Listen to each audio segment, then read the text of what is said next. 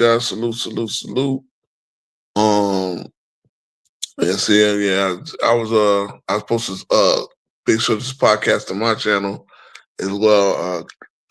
If you're not subscribed to Kate Peach Row or GoCast Podcast, I suggest you do it. We're getting this channel up, man. We get doing some nice things. So salute, salute, salute. Today we will talk about the old heads. We will talk about the era prior to 1980 and the legacy of said players, man. And yeah, man, salute guys. Last week we kind of got into it, and a lot of people they find a hard time when they do their all-time lists. And it's really quite understandable, man. It's a lot of things that I mean, if you look at 1960s and 1970s era basketball, like I myself was born in '79, so you know, I can't think of that world. Like I didn't experience that world, but the NBA, I think the NBA really took off in the '80s, and up until then, it survived as a sport. Now, here's the thing: they still played terrific basketball. So when you talk about the Dr. J's, the Kareems, the Wilts, the Willis Reeds, the Walt Clyde Frazers, Walt Bellamy, John Havlicek, guys like Rick Barry, guys like some of these guys kind of led over to the '80s. Dr. J. I mean, these guys deserve their legacies are impeccable, man. Their legacies are impeccable. These are the tempos of the modern game. Like you wouldn't have a modern game if those guys didn't keep the league as a viable force, as a viable sport.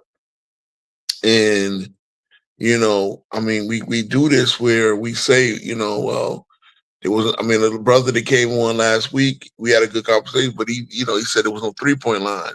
It was shorter playoffs. Yeah, that's all true. But imagine you just get to the conference finals. The playoffs is the conference finals, and you don't have those preliminary rounds. Now, I get it. You can be knocked off in those preliminary rounds. You understand what I'm saying? But the fact of the matter is, there's been some great. Again, there was some.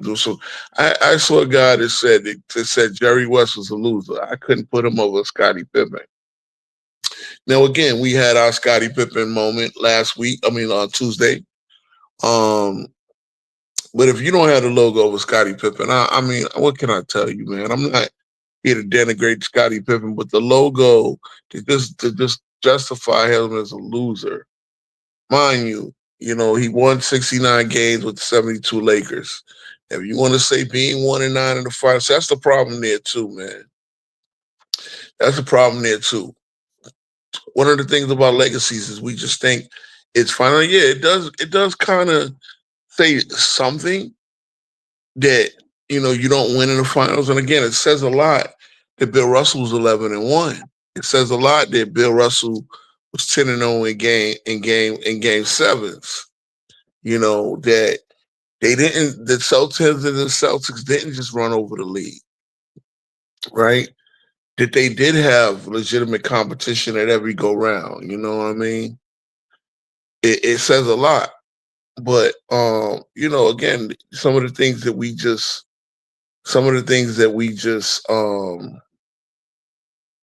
necessarily dismiss as trivial. No, I mean these guys had a lot of great playoff rounds. Bill Russell had a lot of big time performances, probably more than Wilt.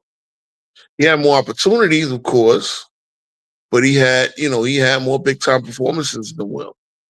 And that's just a fact of the matter. That's why he had.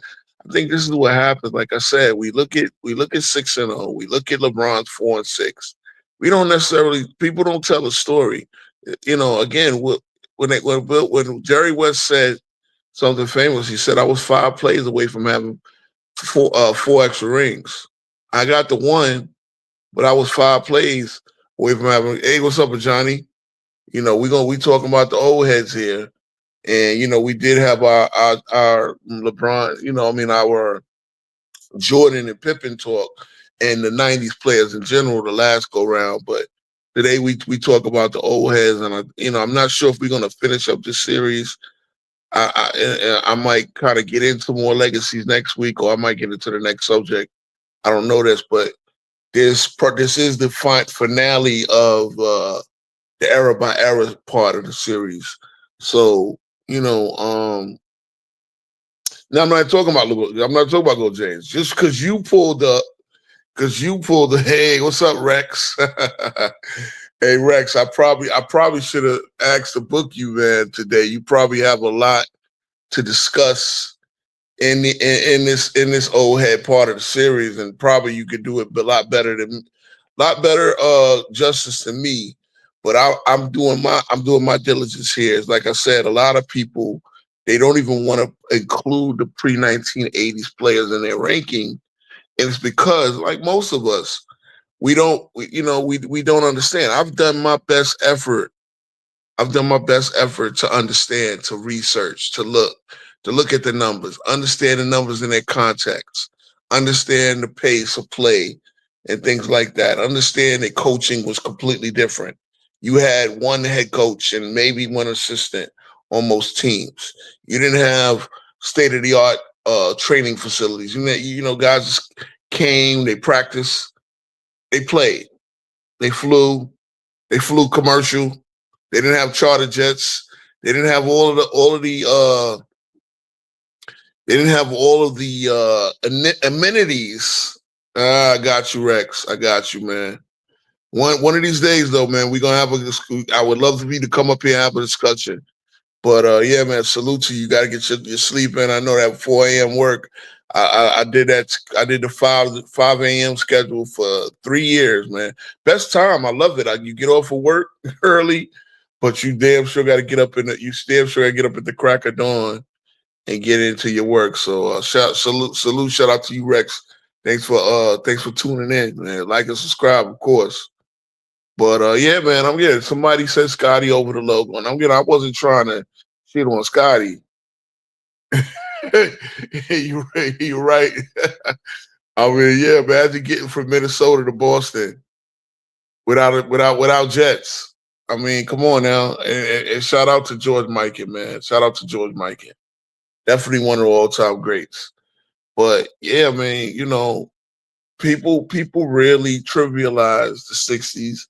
They dismissed the '70s as this dark era for the NBA. Again, it was great basketball. It just wasn't marketed the best, man. It wasn't marketed the best. So, yeah, look at Casual. Hey, Casual. Hey, good job on your debate with Travis. I gave you the W because Travis, and I told you I was rooting for Travis, but Travis made a couple of bad errors. He made the bad mistake of calling Michael Magic Johnson a fourth option.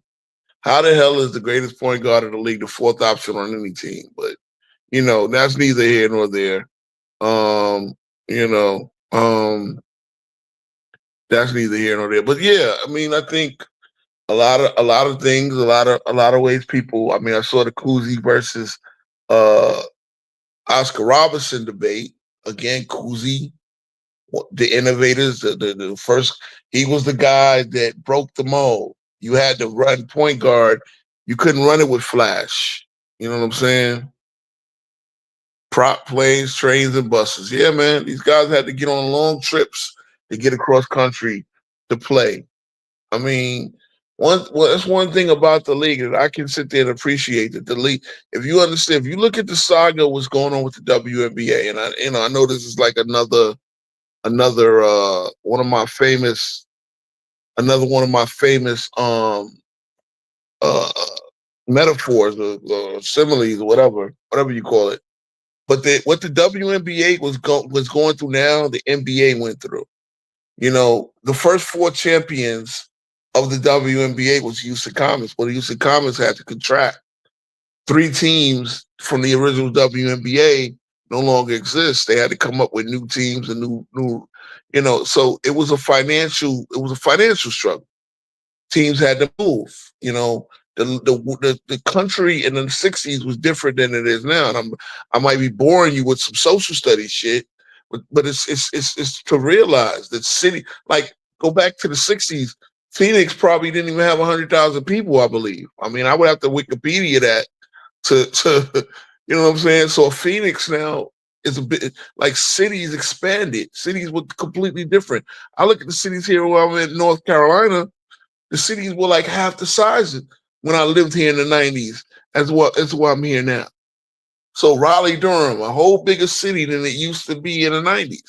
So like the things changing, markets changing, is what you have. And now, like as Rex was saying, you didn't have jets. You didn't have like this stuff didn't even come in. Now the WNBA has commuter jets, and that's part of the reason why, because they're spending on that expense. They're reinvesting in the league to make the league better, to make the situation more comfortable for the playoffs. And the wig fell off. And then yeah, the adult toys, which is crazy. But I had to go ahead. FYF, FYF is putting a lot of his stuff on. We actually had a conversation about that. He's putting a lot of his stuff on TikTok now. And the situation with the WNBA is that they got a lot of money. They got a lot of revenue increase coming up, but they're still not profitable. The reason why they're not profitable is because they're reinvested in the league. And JB, my boy, is here. What's going on, JB? What's up, bro? How you doing? What's going on, man? Yeah. So I'm kind of getting in. So right now, I've been getting into I'm kind of getting into the conditions of the pre-modern era league. You know what I'm saying? So we talking about the old heads. We talking about everything before 1980, and that's so we covering 34 years with the legacies. But I'm just kind of speaking of the conditions of the league prior to 1980, which that's for a lot of us time, but the research is there. And I was just now talking about how the situation is when it came to financial viability of the league. It's similar to what the WNBA is going to see right now.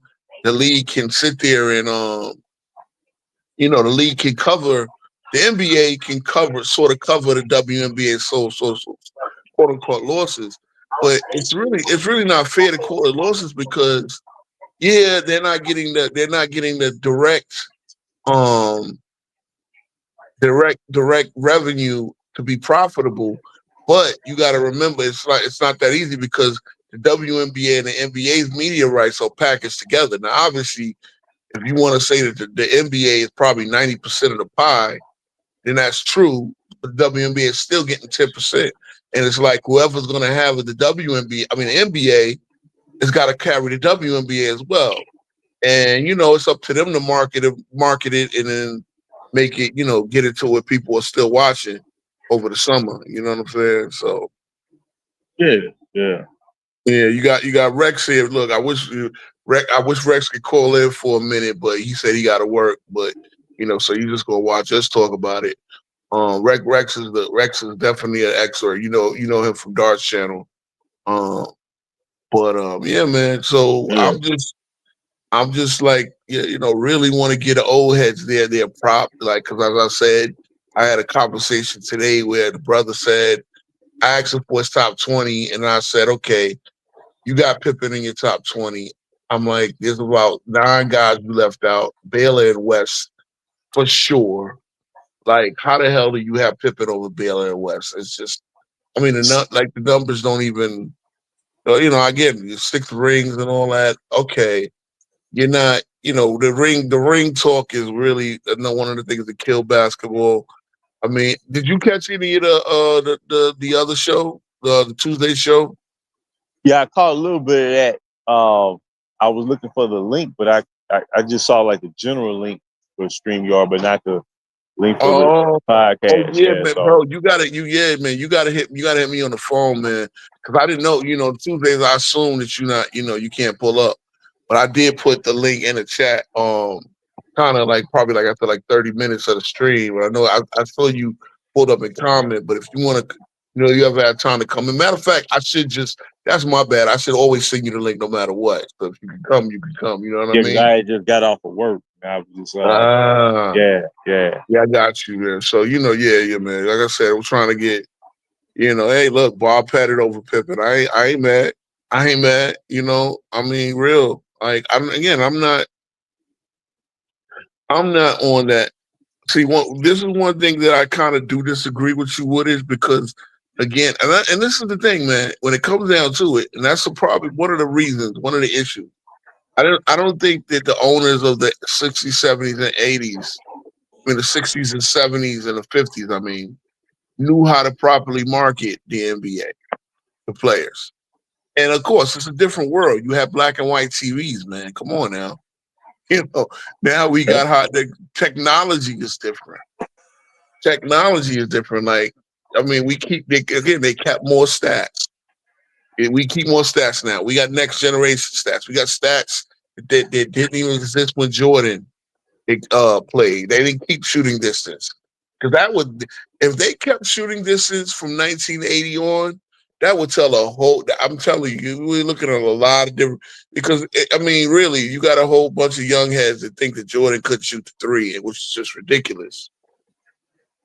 Really is ridiculous, considering Jordan shot 332 for his career, which is basically league average over the time that he played. But, what's crazy about this phenomenon with the 3-point shot or what it's like the 3-point shot right now is being deemed as the ultimate form of skill as a basketball player.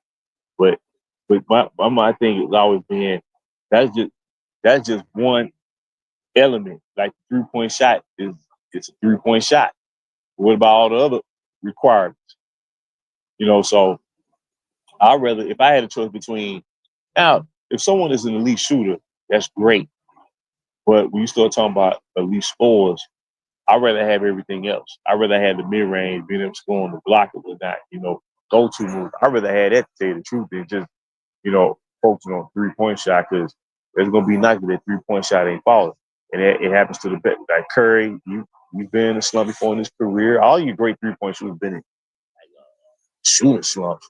So, but that's what makes the elite scorers always stand out to me. They got a, not saying that Curry's not an elite player, because he does have more to his game than a 3-point shot, but the way people cover the league now, if you don't have if you're not a center who can shoot threes, you ain't no good. Like what's going on?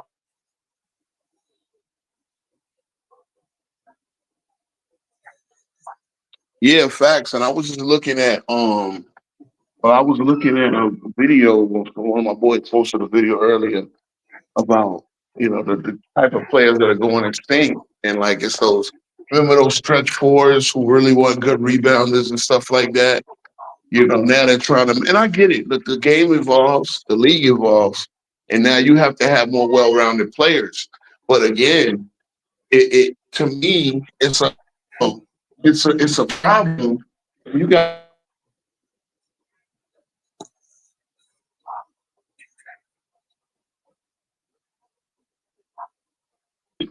can always hit jump shots. Will can hit the jump shot. Will can hit a bunch of trick shots, crazy. But he never, they didn't, his coaches would throw a fit if he threw them in game. But, the games, they got to be specialized, and now you do want well-rounded players. I would love to see the game today where the mid-range shot comes back into play.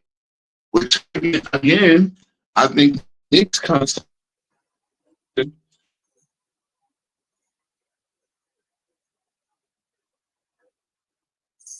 You would have had a copycat league where about 10 teams would take more threes and twos next year. You understand what I'm saying? And I'm not saying that, look, the 3-point shot is a good shot. It's a necessary shot. It's necessary opening up the floors. A lot of reasons.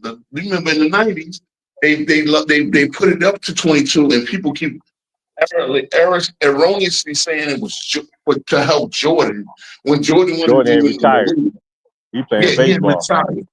Yeah, they put the line in to get more players to shoot. That again, if you have a 22-foot shooting range, you have a 24-foot shooting range. Like nobody, I don't know how many players can only shoot up to 22 feet. So that's like a ridiculous notion anyway.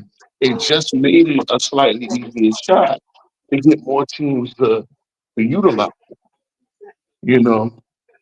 But at the end of the day, this thing when they scout college players, the college line is like 19.9 or something like that, right? I know they extended it out like like 9 inches from the key, and they'll still scout players based on hitting the 19-foot 9 inch 3-pointer in college, and they'll scout them on whether they can hit it at the pro level, which is going to be out to 24 feet at the almost 24 feet at the break. So, when it comes to that, like I said, all right, they didn't have a 3-point line. Like the brother said, I can't. I can't put. First of all, Bill and Russell probably wouldn't have been taking any threes, if that. But the fact that you didn't have a 3-point line doesn't mean. Are you trying to tell me that if Jerry West had a 3-point line, maybe if Jerry West has a 3-point line, maybe a few of these games go differently. But again, then the Celtics are going to use the 3. Bill Russell's going to facilitate to the 3. So will Chamberlain. So it works both ways. At the end of the day, in any era of the sport, what you do is you judge based on what's available. And again, we talk about conditions. These guys, like Rex said, there were no Jets when Mike played. So for him to get to Minneapolis to Boston to play the Boston Celtics, that was a challenge. You know what I mean? They were the real pioneers, man. That's why you didn't have a team in LA, and then they moved to LA. Well, how you get coast to coast? How do you get from LA to Boston, LA to New York? You got these pioneers. You got, so really, I mean, when we think about it at the end of the day, the ABA, both sides of both bridges, the ABA style did help the NBA. Again, it was great basketball. The league was growing. They were seeing that basketball was a viable sport. But basketball, the league started in '46. It integrated in the '50s, and it just took off with the great athletes. And again, like I said, when it comes to Russell, when it comes to Willis Reed, but Bellamy, these guys. I mean, if you don't have them in your and that's the thing. If you don't have them in your list, fine. But you don't have a GOAT list. End of the day, look at their numbers like everybody else's. Look at their era like everybody else's. It was more competitive. It wasn't less competitive. So, but what I noticed over this past season is that I think the 3 ball, like you said, it's important. It's an important aspect of the game. But I think the center position is returning back. Because what did we hear about this offseason? We didn't hear about, this team need to get 3-point shooting. They like, no, we got to get some material play. We got to get a big man because it's like a domino effect. And I think Jokic, man, I really think Boogie Cousins, before he ended that Achilles, I believe he was the best center in the NBA. He was definitely the top 10 player. He was just on a bad team. But that center position now, the Apple thing going, here come Wembanyama, even like a Hartenstein played a key role in OKC, winning that championship. And then of course, my guy, Big Zoo. And then, of course, Zingas is, it's the guy down there in Fritz Wagner down there in Orlando. So you got a healthy representation at that position. I think that's gonna make the game better. You know, facts. And like I said, man, you look, there's still like Bill Russell, his playing style, the way he defended, that is still like the blueprint of what centers do today. There's a lot of stuff that some of these guys, again, number one, the rule book was enforced. You see, now I don't even believe they call travel and carry anymore. More than 50% of the time, to be honest. Yeah. I mean, I'll see. Back then, boy, if you a lot of players that had that first step because of the rules, because they actually enforced them, and they actually they would call like imagine like Oscar Robertson, like his first step. Boy, you put it in any era, man. His first step is three. He's got, like I said, end of the day, like Oscar's in my top 15. Like for a long time, he was in my top 10. He top 15. Yeah, actually, the brother that pulled up the other day, he made me take a real hard look at Keem Olajuwon. And I put I put Akeem Olajuwon ahead of Shaq in my top 10 because Akeem Olajuwon's numbers were off the charts. And because I look at Shaq, when I gave Shaq the top 9, when I gave him 9 over Akeem, I looked at the 3-peat years, and again, he was obviously off the charts. But Akeem, I mean, when it came to the rebounding numbers, the blocks numbers, Akeem was the better rebounder. Yeah, definitely. The eye test. The one problem is that after 97, the 96, 97, 98, he kind of fell off the map. Yeah, I mean, yeah, but he had a bunch of just unbelievably dominant seasons, man, before that. But like you said, that 95 Western Conference Finals versus San Antonio, man, like when they when they awarded Dave Robinson the MVP award for a tip-off, and like Robert Murray always said, he said, "Yeah, it's gonna be a long night tonight." Because I never saw, to this day, I never saw a superstar play another superstar like that. And Dave Robinson was really never the same after that. He was still he went from an MVP caliber player like to a defensive specialist. It's like he wasn't the same after this series, man. The King was on such a level, man. It was like, yeah, ain't nobody gonna beat Houston. They finna win the title.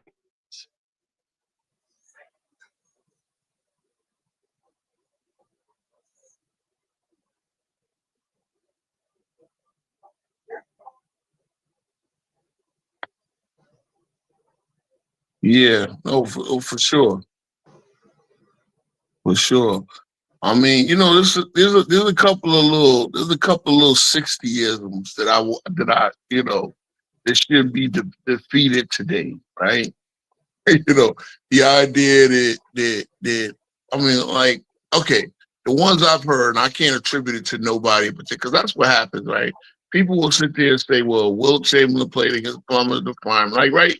Even the idiot that coaches your team, the boss. I mean, can you imagine a guy who's such a poor historian of the league, and yet he has one of the most prestigious coaching jobs in the history of the game with no.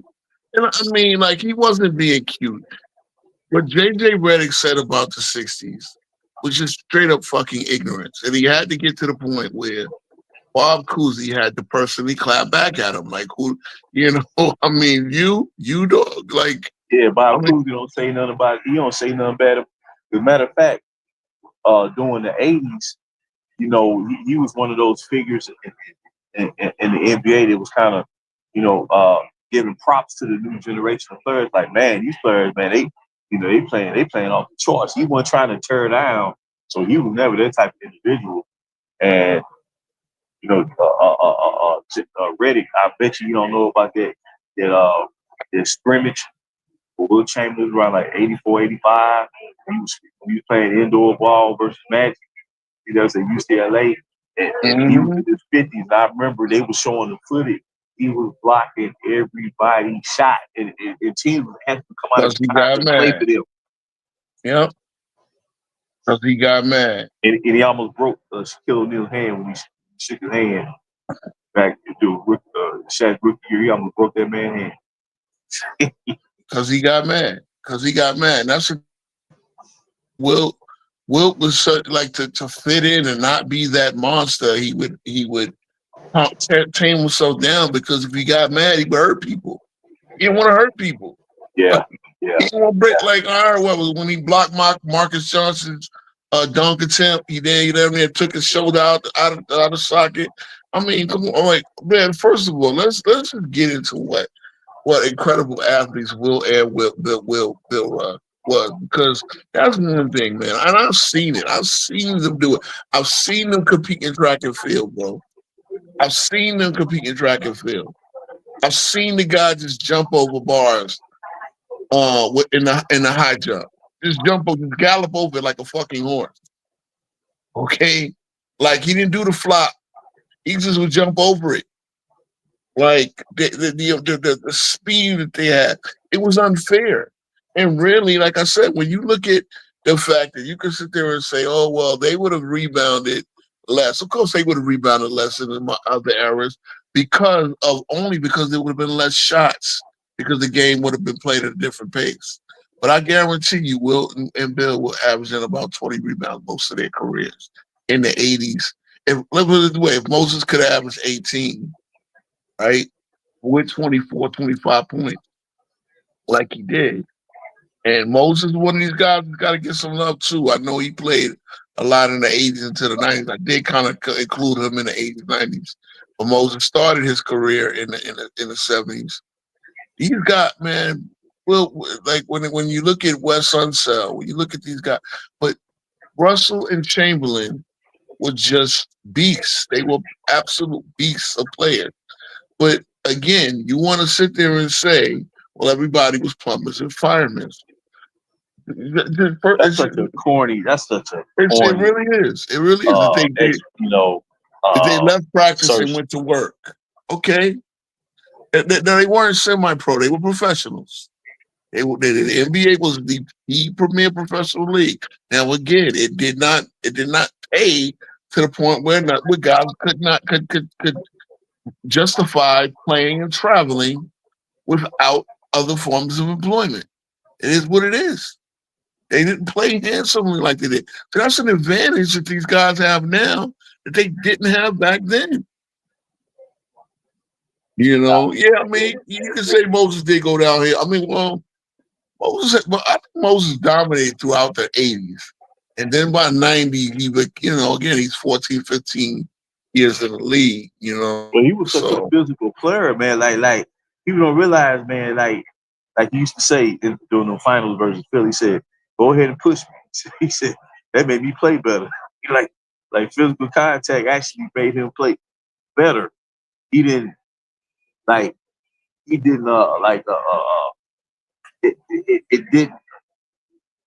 intimidate him. It actually elevated him to play at the higher level.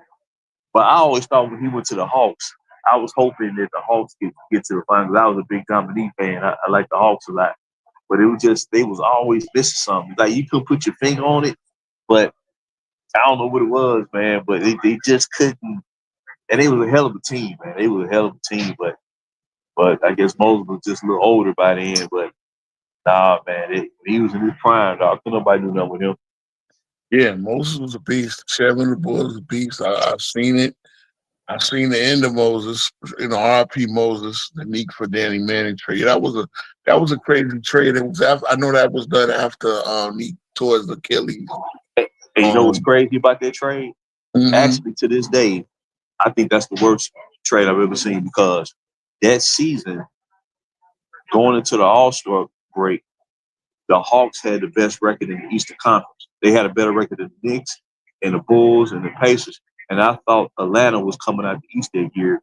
But Lenny Wilkins, one of their quote-unquote Magic Johnson-type player, and he traded Dominique to the Clippers for Danny Manning. And then they lost in the second round. And then Danny Manning, his knees went out on him.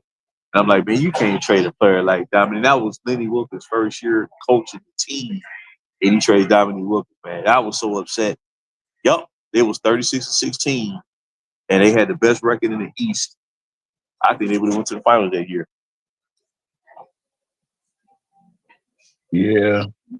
I mean, another one of the all-time greats that we talk about, the great Lenny Wilkens. Oh yeah. Yeah, he had a hell of a career. You talk about getting, one of the best point guards, 9-time All-Star. He's actually, All-Star, All-Star MVP. One of the all-time greats. Again, I mean, shout out to Lenny Wilkens, Mr. Brooklyn, Mr. Boys and Girls High.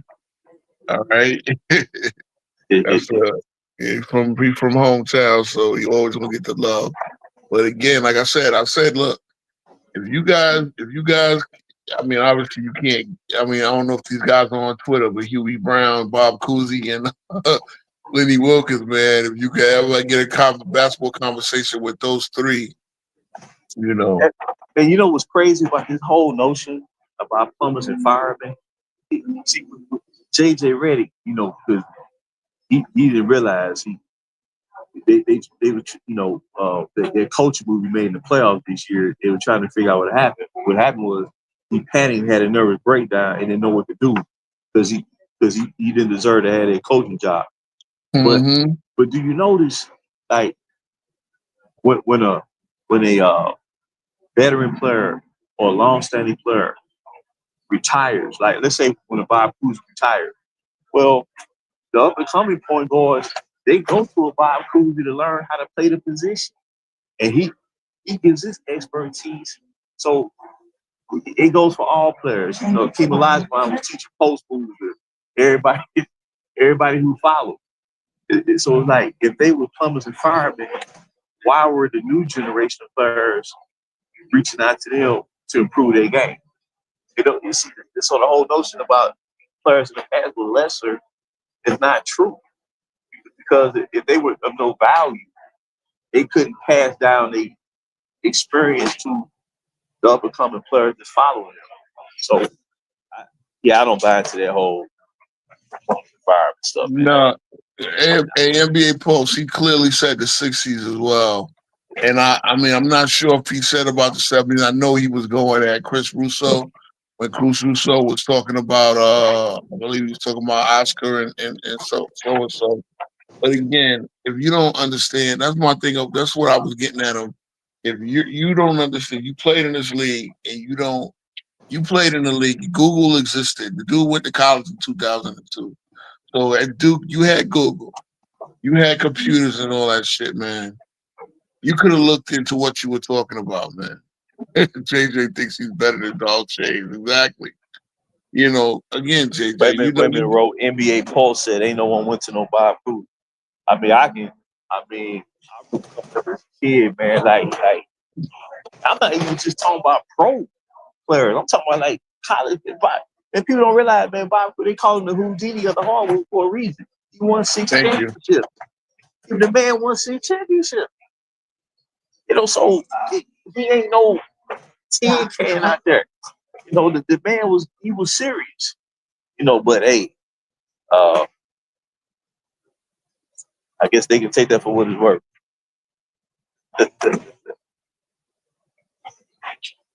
See, we got it. Like he said, they were plumbers compared to the players today. And again, he Jesus Christ, bro. Yeah. But yeah, I mean, tell me name one player. Come on, man. I'm not even gonna like. Trust me, Cousy. First of all, Cousy coached in the league, so at the end of the day, they wanted Johnny to pull up and talk about. I mean, look, anybody wants to link, let me know. He was an exceptional free throw shooter. They can go back and look at it. He was shooting like 8 in the high 80 percentile. It was like, okay, I'm gonna tell you the prototype of Bob Cousy. The prototype, his playing style and everything. The prototype, what he did in his era, that's what Jason Kidd did in his era. Thank you. They're the same prototype. They're the exact same prototype. Thank you. Now, Cousy wasn't the greatest coach, right? He was a disaster as a coach, and it was really he was really kind of the first guy that it kind of proved. I know Russell was a player coach. Who am I taking? I'm definitely taking Cousy. Come on, man. Oh, hey, that's not even a question. JJ was a terrific player, terrific shooter, but that was his one skill. Like ball handling, he never got better. You could never use him as a 2-3. Like his defense was trash. Cousy is a 6-time champion. He's an MVP. You understand what I'm saying? I mean, come on now. They need to pull up that movie. Was the movie back in the day with Shaquille O'Neal with that Blue Chips? Blue Chips, yeah. Blue Chip with Nick Nolte. That's one of the best basketball movies ever taught. Watch that. They think Bob Cousy was a scrub. Watch this scene, man, when he training free throw like there's no tomorrow. Now, I know he just shoot free throw, but you can tell, man, the dude had. You gotta look at it in the context of when we say evolution. It's not so much about like the athleticism.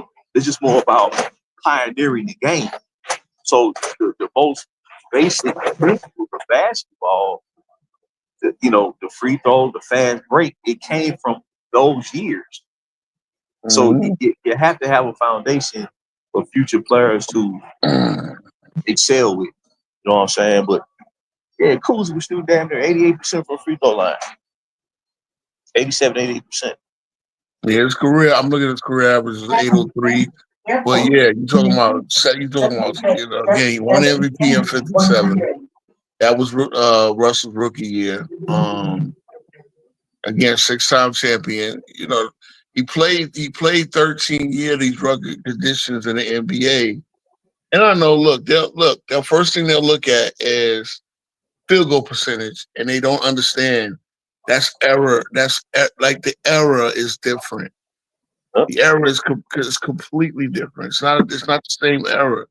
So when you're looking at it, well, because they can't shoot, that's just a poor argument to make, man. Because again, they're not drawing up plays and saying it's about getting a shot up in that era.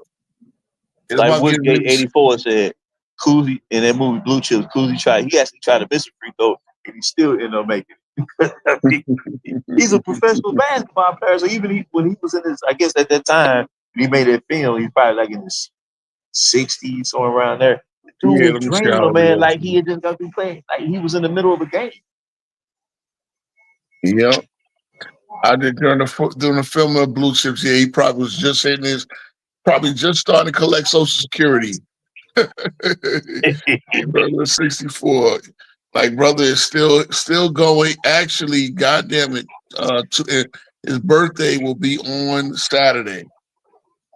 So Cousy will turn 97 years old. God bless his heart on Saturday. It's funny because when I was doing a show the other day, I realized that it was Patrick Ewing's birthday on August 5th. He just turned 63. So Cousy, God bless you. You will. If there was one player who deserved a championship with Patrick Ewing, if it was one player, no doubt. He couldn't. Michael Jordan couldn't. What is it? They couldn't. Yeah. And then Starks, they game 7 versus Houston, man, in 2019. Because Knicks really should have. I thought Knicks was gonna win that series, but Ewing deserved the title, man. And see, this is the thing, right? One thing to two, because I look at the great Rodman. He ain't late. He's still here too. Look at it. Some of your luminaries are still here. Oscar Robertson is 86. All right, he's still here. He's still got all his marbles. He's still sharp as hell. The one-time MVP. When you look at the numbers and you look at just like year in, year out, he was that guy, bro. Unfortunately, like Oscar had one season of the official triple-double, right? He averaged 30, 31, 12. That was the second year in the league. But think about that. Oscar Robertson was playing with Jerry Lucas all these years. And the team, because it was so much competition, the team was just an average team. right? And they weren't stacked like the Celtics, but when did he get Jerry Lucas and Jerry Lucas' rookie year was 64. But all those years Jerry Lucas and him were not good enough to beat the Celtics. And when you talk about having to go up against a Hall, like what day, if you got 9 teams in the league, what day are you not playing against 2 Hall of Famers minimum? You're not playing against 2 Hall of Famers every night. You're not playing against 2 players that caliber every night. So when you talk about that 60s era, man, and again, like I said, they didn't have a bunch of teams because you didn't have a bunch of markets to put those teams in. Look, no doubt we got to talk about Pistol Pete, because again, you got certain channels that say the guys of those era couldn't shoot. No, they could shoot. They could shoot. You think a 6'5" point guard like Oscar Robertson comes again? Like I told the old heads will tell you that Oscar Robertson was better than Jordan, and a lot of the numbers would suggest that as well. It's just we can never know because, and again, Jordan himself said, "I am not going to put myself over these guys. I can't. I can't." Listen, Oscar Robertson was immaculate. And to be honest, like guys are just Mosey and Curry on past him in these lists. I mean, look, I'm looking at the numbers again. I know it's a faster pace. Oscar Robertson is shooting. He shot 48% in this crazy up and down era. His career is 48% because again he broke the mold. He was a big guard. He was the first big guard until Magic Johnson showed you what a really big guard is. But yeah, I mean, because of those championships, right? We don't rank or the one championship and he gets it with Kareem and like that's supposed to be a bad thing. But yeah, he gets it at the tail end of his career in '72. He played 4 years overall with Kareem. Very good numbers. Still MVP candidate. I mean, listen, man. This is the one because I kind of brag and then like I just basically show I don't really prepare for this show. I just get on and start talking. I think about what I want to speak about during the day, but I don't really have a script. I don't have an outline. Honestly, I think I did a bad job not researching a little more. But I've always, over the years, I've researched these guys. I researched, the era itself. I researched their careers. I've watched a lot of documentaries on these guys. Like, really, the Big O deserves because I'm looking at the Big O, man. He was he just one of Dave Bing, Hal Greer. These guys are terrific, man. If you don't have them on your list, you don't have a GOAT list, and that's fine. A lot of these guys that beat Bleacher Report, they don't have GOAT lists. Period. But yeah, I mean, look, when people look at the Oscars numbers, the numbers are so overwhelming. That most definitely, again, like LeBron came on himself and said that, Elgin Baylor, another one. Oh, he don't got a ring. Well, he has a ring. He played 9 games for those Lakers. I know, it's a technicality, or you want to say he technically doesn't deserve it, but he was a part of that. He was a part of what built him into that team that they were. That finally got over the hump. That finally got over the hump, even though Russell had retired. I mean, the Celtics still had a lot of their good pieces. They've had a good 60 pieces, but they still had a good team. And obviously, 73, they won 68 games. So, yeah, man, these guys, like, I really couldn't do. I knew this would be kind of the hardest one to do because you really want to give these guys their love. You really want to give their legacies the respect it deserves. And one day we're gonna revisit this, man, and we want to have more visuals and more what do you call it? Videos and stuff like that. to really talk about these guys. But yeah, man, I mean, look, if your grandfather is still with you and watch some of these guys play, you know, I before my grandfather left this earth, they told me who could play back in the day. And you asked them. That's the thing. You ask. Like now, we sit there and I think it's the fatherless epidemic. Guy like LeBron himself. And I know Johnny was up here talking about LeBron. That was a slip. Now I'm gonna talk about the motherfucker. A lot of these guys, they didn't have fathers to go to and say who was great. And go and when you want to learn the history of the game to see who, like, I put it this way, right? We talked about JJ Redick coming at Cousy. JJ Redick could have learned a lot looking at Cousy film. Don't you think, JB? He could have learned. I said, man. Like I said, Cousy is one of those. He's a luminary of the game, man. He's, he has a great perspective on things, man. And he didn't tear the future players down, nothing like that. Try to compare errors.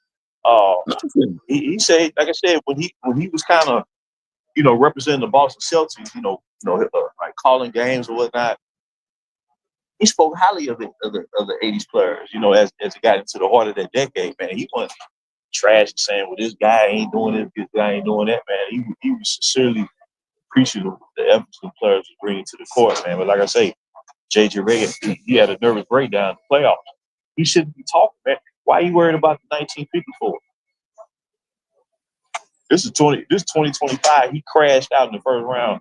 I know it was him. I know on first take. Yeah, I know it was first take. Him and Mad Dog Russo was going. I think Russo said something about Chris Paul and Bob Cousy, and Chris Paul couldn't tie Bob Cousy's shoe. And I mean, look, man does have an MVP. Man is a six-time champion. The man again broke the mold. I will say this because I was talking about this. Yeah, I was talking about and how Chris Paul's a terrific player, but there's an elevator. His elevator stops at a certain floor when it comes to the greatness. And Cousy's elevator. You hate to say it is what it is. Yeah. I mean, there's certain guys. They just didn't. I mean, we give Paul a lot of credit when he took Phoenix to that championship, right? Or take them to the finals. Oh, he had a great season. Helped them get to the finals. Yeah, great season. But that's it. I mean, you don't get to you've been to how many conference finals? Like 2? Other than that. You want to talk about Bob Cousy? See, the thing about it is, man, the thing about it, like I said, man, like Rob Parker, I normally like Rob Parker, man, but he craps on the NBA. Well, he'll say, well, they only had 8 teams back then. Well, when the NFL first started, they didn't have 32 teams when it first started. They had a starting point. Major League Baseball didn't have 30 teams when they started. They didn't have. You have to have a starting point, but the players who started the league, they had to be exceptional to make the league even survive beyond the first 1 or 2 years where you say, okay, man, we on the song right here. We on the song. So, so you can't say, well, just because they only had 18, they weren't no good. Well, the thing is, you have to make it viable first. That's why the pioneers of the game was so important. No doubt. Let's see, look, Chris Paul's career, shout out to Chris Paul. You're looking at a guy, and again, I kind of didn't really touch on his legacy, but he's a 9-time All-NBA defender, right? He is 1, 2, 3, 4, 5, 6, 7, 8, 9, 10. So 19 All-NBA selections between offense and defense all together. God led the league in steals 6 years. Led the league in assists 5 times. It's so funny, right? Because I make this point. If LeBron is the GOAT because of his stats, why has LeBron James led the league in something twice? I'm counting the stat titles of Chris Paul, and I got 6 steal titles, 5 assist titles, a free throw title, so that's 12. Let's look at the perspective. Because number one, you talk about a guy who had to go like 10 years of his career against the great Wilt Chamberlain, the most dominant stat hawk of all time. Bill Russell still has seven times leading the league in a particular stat. He doesn't have blocks to count, but he has 7 rebounding titles. I believe that's the only thing that Bill Russell ever led the league in was rebound. But Wilt Chamberlain with no blocks, no blocks to count, no steals to count, no 3-point line. Wilt Chamberlain led the league in a stat 27 times. And in a the major stats. I'm not gonna just go by shit like I'm not going to talk about advanced stats and shit like that. 27 times that Wilt Chamberlain lead the league in a stat. 7 times for Bill Russell. Again, rebounding. The important thing to note is that Bill Russell led the league in rebounding twice while Wilt Chamberlain was playing. So Wilt Chamberlain, that's saying a lot. That's saying a lot. But my thing is, if LeBron is the GOAT based on the stats, why does he have two individual stat titles? Can anybody answer me that in the chat? And see, this is the issue with LBJ. The issue is he's the first player. Like any player in the past who was consistent, who I consider the greatest basketball player to play by the time they retired, they had a resume that could reflect that for people to reach that conclusion. He's the first player where you got a media push that's trying to propel someone to quote unquote GOAT status, but the resume ain't reflecting back that is the actual that should be accepted as the truth and nothing but the truth. The resume ain't holding up. So that's where you have to start manipulating history, stored history. And this has never been done before up until this point. That's the issue. That's the issue. No doubt. And again, that's my thing. I mean, I'm just gonna say it. Is LeBron the GOAT of longevity, or is he the GOAT? Because they make a lot of stat arguments, and again, there's no stat. First of all, of the all-time record, he only has one all-time record, and I mean one positive one, and that's points, right? But he has one stat. He has one scoring title. So is he the GOAT of scoring? I can't. Can I say the guy that has one scoring title is the GOAT of scoring? Man, we got 10 scoring titles, man. Versatility. Good. I mean, is he the GOAT of versatility? Because I could make the point that Magic Johnson and Giannis are more versatile. To be honest, I'm just saying. I mean, I get it. The GOAT of versatility. I think that and again, FYF challenged me on this, but of course, before I could get my argument off, I got muted at 18 times. Boy, do I not miss that. But shout out to FYF and Gold Jays Kingdom and them guys. But versatility, I don't know. I see more versatile players, to be honest. Again, versatility when the guy didn't play defense for a whole decade. I sat there, I posted something on my IG today. And this is you're talking about the last 7-8 years where LeBron is just a statue on defense and getting beat. You remember when Mikal Bridges did that cut and left LeBron standing in the dust? Oh yeah, and that was that the game they played in LA? They were playing Phoenix. So it was, you talking about the first round series? I believe it might have been. Oh yeah, you're right. It was the first round series. You're right. Yeah, you're right.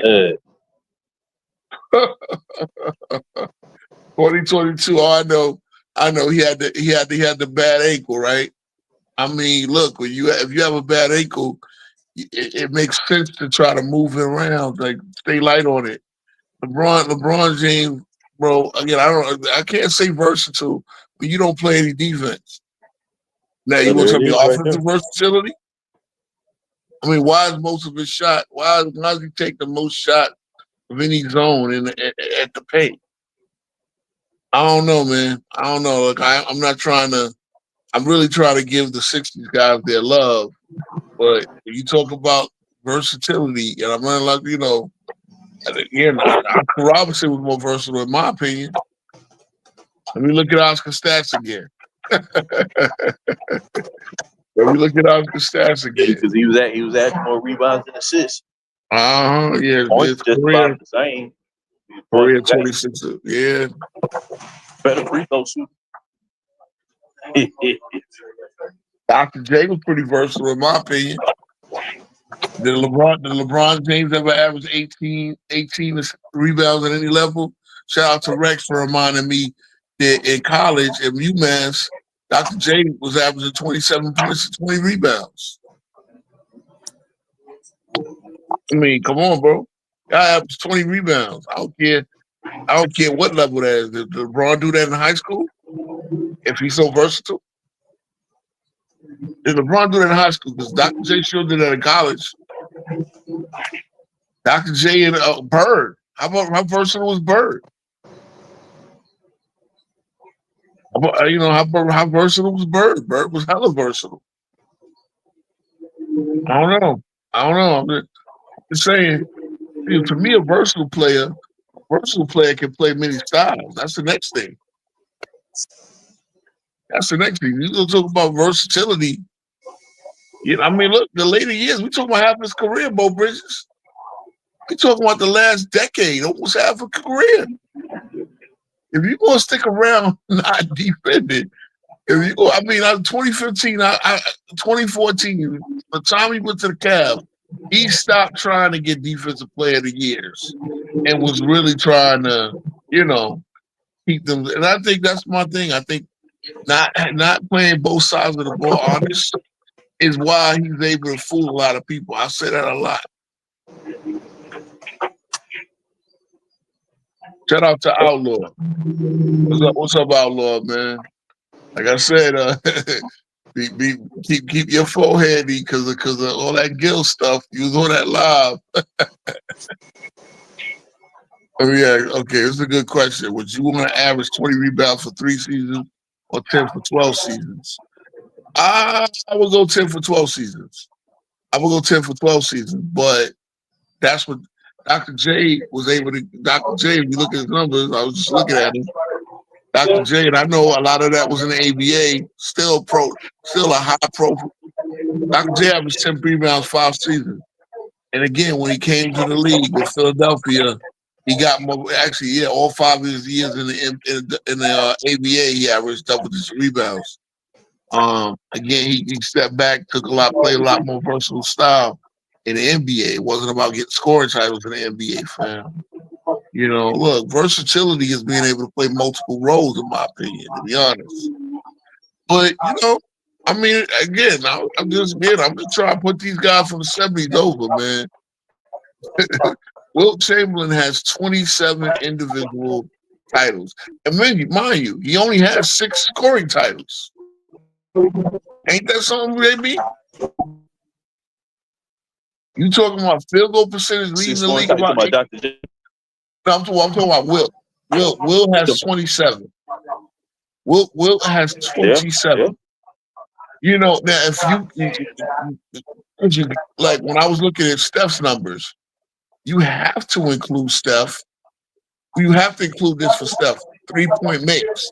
Steph has led the league in 3-point makes 10 seasons. So that means he has 18 individual statistical titles to LeBron's 2. And I'm going to tell you, when you look at Steph Curry's career, the fact that he's the all-time leader in free throw shooting and 3-point shooting, and he got 4 championships, played his whole career for one team. Yep. I can't deny it, man, because he got more championships than Isaiah Thomas. And Isaiah Thomas, when he retired, he was viewed as the greatest player ever for a player at his height or shorter. I had Isaiah in my top 15 all time. Well, Curry, I think by the time he finished up, man, I think he'll deserve to be in the top 10 all time. No doubt. We got Curry, yeah. I want to see. Here's my thing about the top 10, though, man. Wow, You can only put 10 guys in who you taking out, man. I ain't gonna get to the point where I'll kick a Shaq out. Yeah, ABA says scout to me too. ABA, a lot of people say it's the better league. Rex is the guy you want to ask about that because he researched, he was around a little bit, he knows. You know what I'm saying? What's crazy is, see, a lot of these newfound NBA franchises establish themselves by bringing in the ABA players.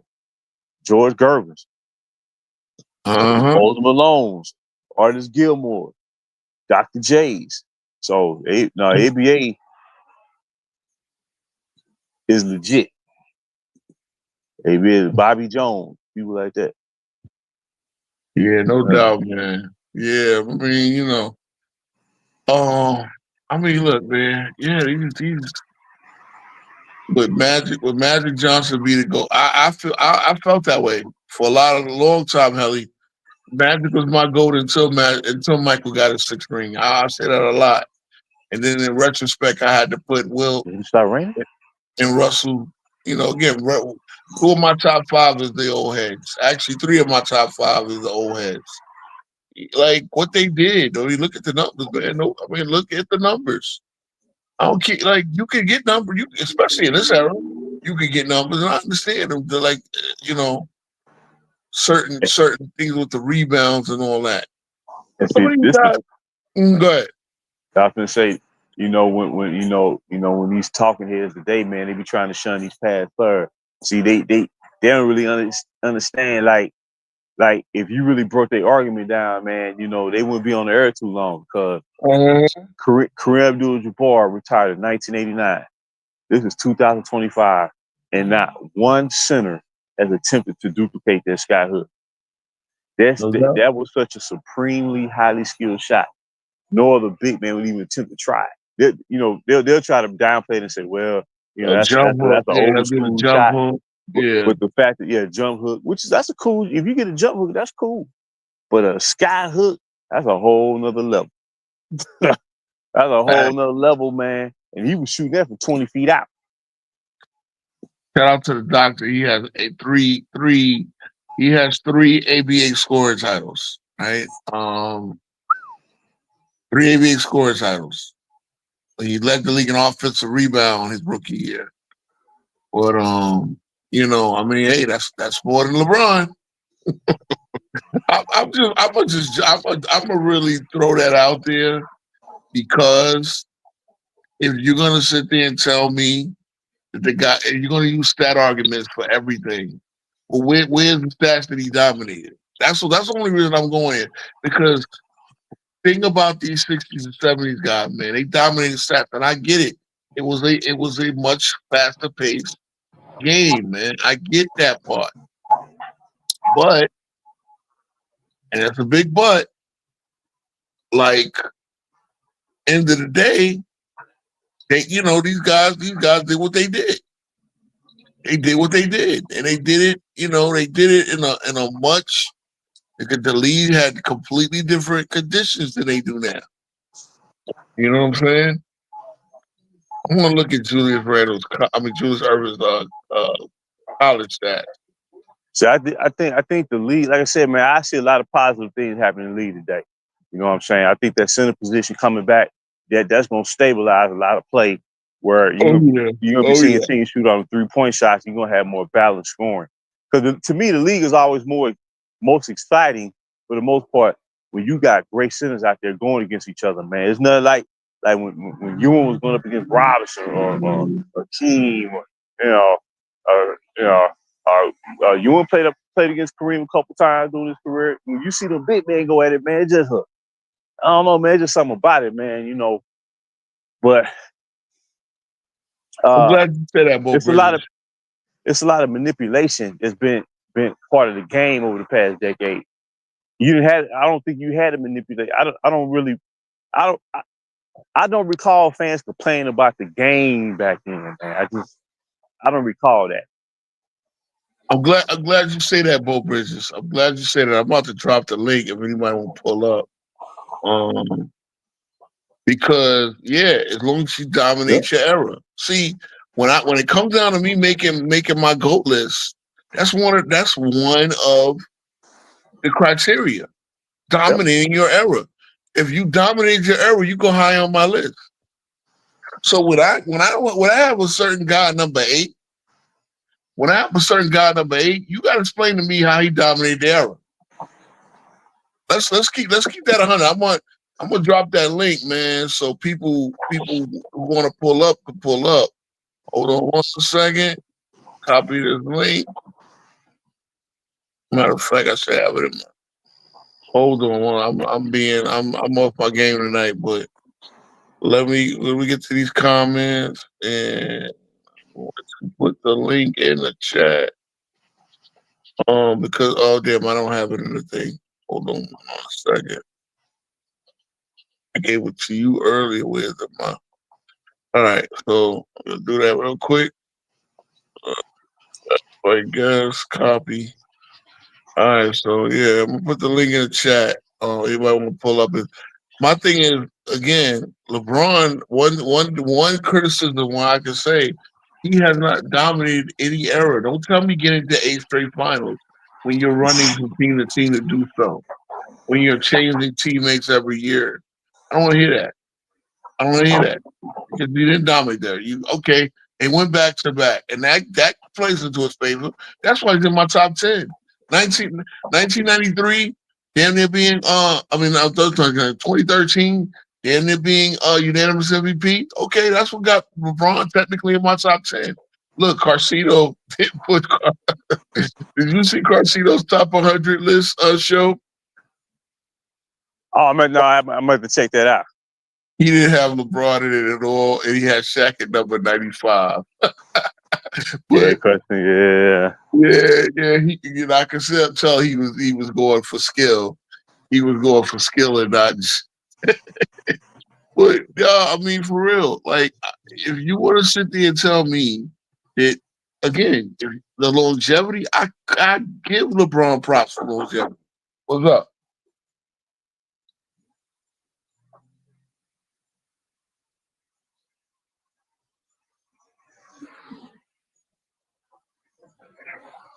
I give LeBron props for longevity. Is that Vince Carter was played long. Kareem Abdul-Jabbar played long. And again, see what they'll sit there and tell you. And again, that's why I said this legacy thing. That's why I started with legacy. What do you want to be remembered for? Do you want to be remembered for all-time stats? Cool. But again, nobody sits there and say Kareem Abdul-Jabbar, 38,000 and 17,000 rebounds, 2,565 blocks. Nobody says that. Dr. J, I got to look up his numbers. I got to look up the Dr. Okay, put it this way. Dr. J in college averaged 26 and 20. 26 and 20. Again, give me that guy. I mean, some of these guys didn't do that in high school. Couldn't do it in high school. He averaged 26 and 20 in college. Oh, but I don't want to hear no but. I don't care. Dominate again. Thank you, for Bridges, for saying it. Dominate your era. Well, again, where's the stat titles? Is it about? So should he stat that? Well, he does it anyway. Having a 27-7, whatever his all-time numbers are, we'll say right now 27, 7, and 7. That's cool, but the 7 people have more rebounds. The assists, people have more assists. What are you to go at? Did you dominate us? Did you dominate your era? Look what Bo Bridges said. As long as you dominate your era, that's all that matters. I don't think LeBron dominated. He has losing record against multiple guys. Oh, Jordan got to lose a record against the Pistons. Yeah, you're right. When he didn't have the 13, but he had most against his other contemporaries. He has winning records. Okay, is it his fault that the Pistons broke up? They didn't come back and try to get their get back, or they weren't good enough to get their get back in '92. The Knicks knocked them off. So then the Bulls knocked the Knicks off. You know, the Pistons had three All-Stars in '92. So I thought they were done in '91. How did they get 3 All-Stars? You know, again, dominates your era in a certain way. In a certain way, Oscar Robertson dominated the era. In a certain way, Will Chamberlain he dominated the statisticals. And the winning, Bill Russell dominated the winning. Everybody, everybody else, okay, they were good in their own way. West, Baylor. West was the logo. You know, it ain't a knock. It ain't a knock for me to put him number 8. Shout out to you, Bro Bridges. What's going on, man? Hey, what's going on, gentlemen? Hey, what's How up? you doing? What's up, bro? What's up? I'm all right. The only thing I like, if I'm looking at this whole thing, it just seems like once, and I think LeBron is also LeBron and the media is part of this, but I'm thinking it's hurting the game because now we're like players are now like even like what I was saying earlier about Pippen, like players are getting minimized because of this battle that either somebody wants Jordan at the top or they want LeBron at the top. Uh-huh. And the NBA and the whole, it seemed like everybody is suffering. Like even Jordan legacy will take the hit just to make LeBron look better. And then LeBron and his stats, he'll take hits to make Jordan look better. Instead if we just kept it, if it wasn't like this big media thing and we just kept it like what it is. But I think it just got blown out of proportion now and it's hurting the debates and it's hurting everything now. To me, this is where the manipulation comes into play and distorting history. That's why I say, and see, they trying to lower the bar, and that's what's discombobulating everything. And ultimately, it comes down to winning. That's what it comes down to. So when you reach the point of your career, or hold on, real fast. But they did annoy Jordan way before he won all the rings, though. So we can't say like winning was like the whole thing. They called Jordan was like the best before he even won past 2. Well, you're right. This is different about Jordan. No, go ahead. The difference about Jordan was, see, in order to beat him, even if you notice, go back to the '86 Celtics. Right. In order for the Celtics to beat that man in the first round, they had to play their A+ game. Not their A game, they A+ game. So it wasn't like they came out there and played a. That's like real basketball when you're on the court with a player and your team win, but you know this other guy's the truth over there. He the truth, so you got to elevate. I guarantee you, even though that was the first round opponent, I bet you they had an easier time strategically playing the next opponents, the Hawks. And the Milwaukee Bucks, even though they may have been more talented. Think about that. No, they ran over the Bucks. And that Bucks was a great Bucks team. And that was a great team. Thank you. But what Jordan did in that first round, what I'm trying to say is like, I bet you Boston didn't play. And this is not a knock. I'm just saying the intensity playing against this dude, it wasn't on the same level as when they played the second and third round. That's right, you kind of like you kind of take a breath. It's hard to say it in a playoff setting, right? But you're taking a breath. Beating the Bulls, I guarantee you, because the hardest opponent during a run was the Bulls. So I guarantee you, when they beat the Bulls, they probably went to party the next night. Like, man, shit, we cool now. So what I'm saying, we got magic in them. We just got to get past this dude. Right. Now remember. There you go. You remember they anointed Jordan early, but guess what? Go to the end of his career, Jordan delivered. Them 6 rings, 6 rings in the 90s. He wound up delivering. I get it, right? But he had to do that to pass Magic. That was in his head. Magic always threw 5 in his face. Exactly. That's where I felt. That's right. That's exactly where I felt. So when you ask that question, no doubt. Magic was my goat. When people go, when the Johnnies of the world and the Go James Keenum, all these people, and anybody else that want to say I'm a Jesse Jeffrey or a Jordan, I didn't root for Jordan. But when I was a Detroit fan. I wanted anybody to beat Jordan. And I'm a Knicks fan. You don't know. I became a Knicks fan because the Knicks. Yeah, so they anointed him, but they also called LeBron the chosen one. Now, and they also said witness. That was the media. They did that, right? Of course. But see, the thing about Jordan too, his rookie year, he showed you who he basically was dropping 20 out the 22 a game. Yeah. Out the gate. Out the gate. When they were anointing Jordan, remember Larry Bird himself, one of the most competitive, the greatest player, probably you could say arguably the best player on the planet in '86, said at that time for sure. Yeah, that's God in sneakers. He said that's God in sneakers. Yep. I mean, I'm sorry. Look at the way LeBron's contemporaries. So, just make him go right, make him shoot, make him a shooter. Oh, look at the way the Celtics talked about LeBron. Right. It's like, but they again. talk about him. They talk about him that way. But when you hear, like, remember how he beat Toronto, and they said, like, well, we didn't have LeBron. They still give Bron is like we not Bron. Like, they still do it though, but it ain't like in a fearful way. But they do acknowledge he's better than us. Yeah. But it's not in a fearful way. But they acknowledge he's better than us. And see, he had a stacked deck too. He had a stacked deck. Yeah. See, Jordan had to work from the bottom up, and he worked from the bottom and worked it right. So this is what we say over here, man. Look, LeBron had to go stack his deck, and then he still was beatable. That's at that point, the conversation is over. Yeah. That Miami team, they was on the ropes a few times. Yeah, they certainly were, and that's what I'm saying, right? The whole campaign. But do you But do you give Boston credit for getting KG, Paul Pierce, and Ray Allen, even though they was a little bit past but that's still a organization stacking the deck too, though. Right. See, the thing about it was, if you look at that 2008 Boston team and won a title, nobody on that squad averaged 20 points a game. Nobody. Yeah. You're talking about a balanced attack. Number one, number two.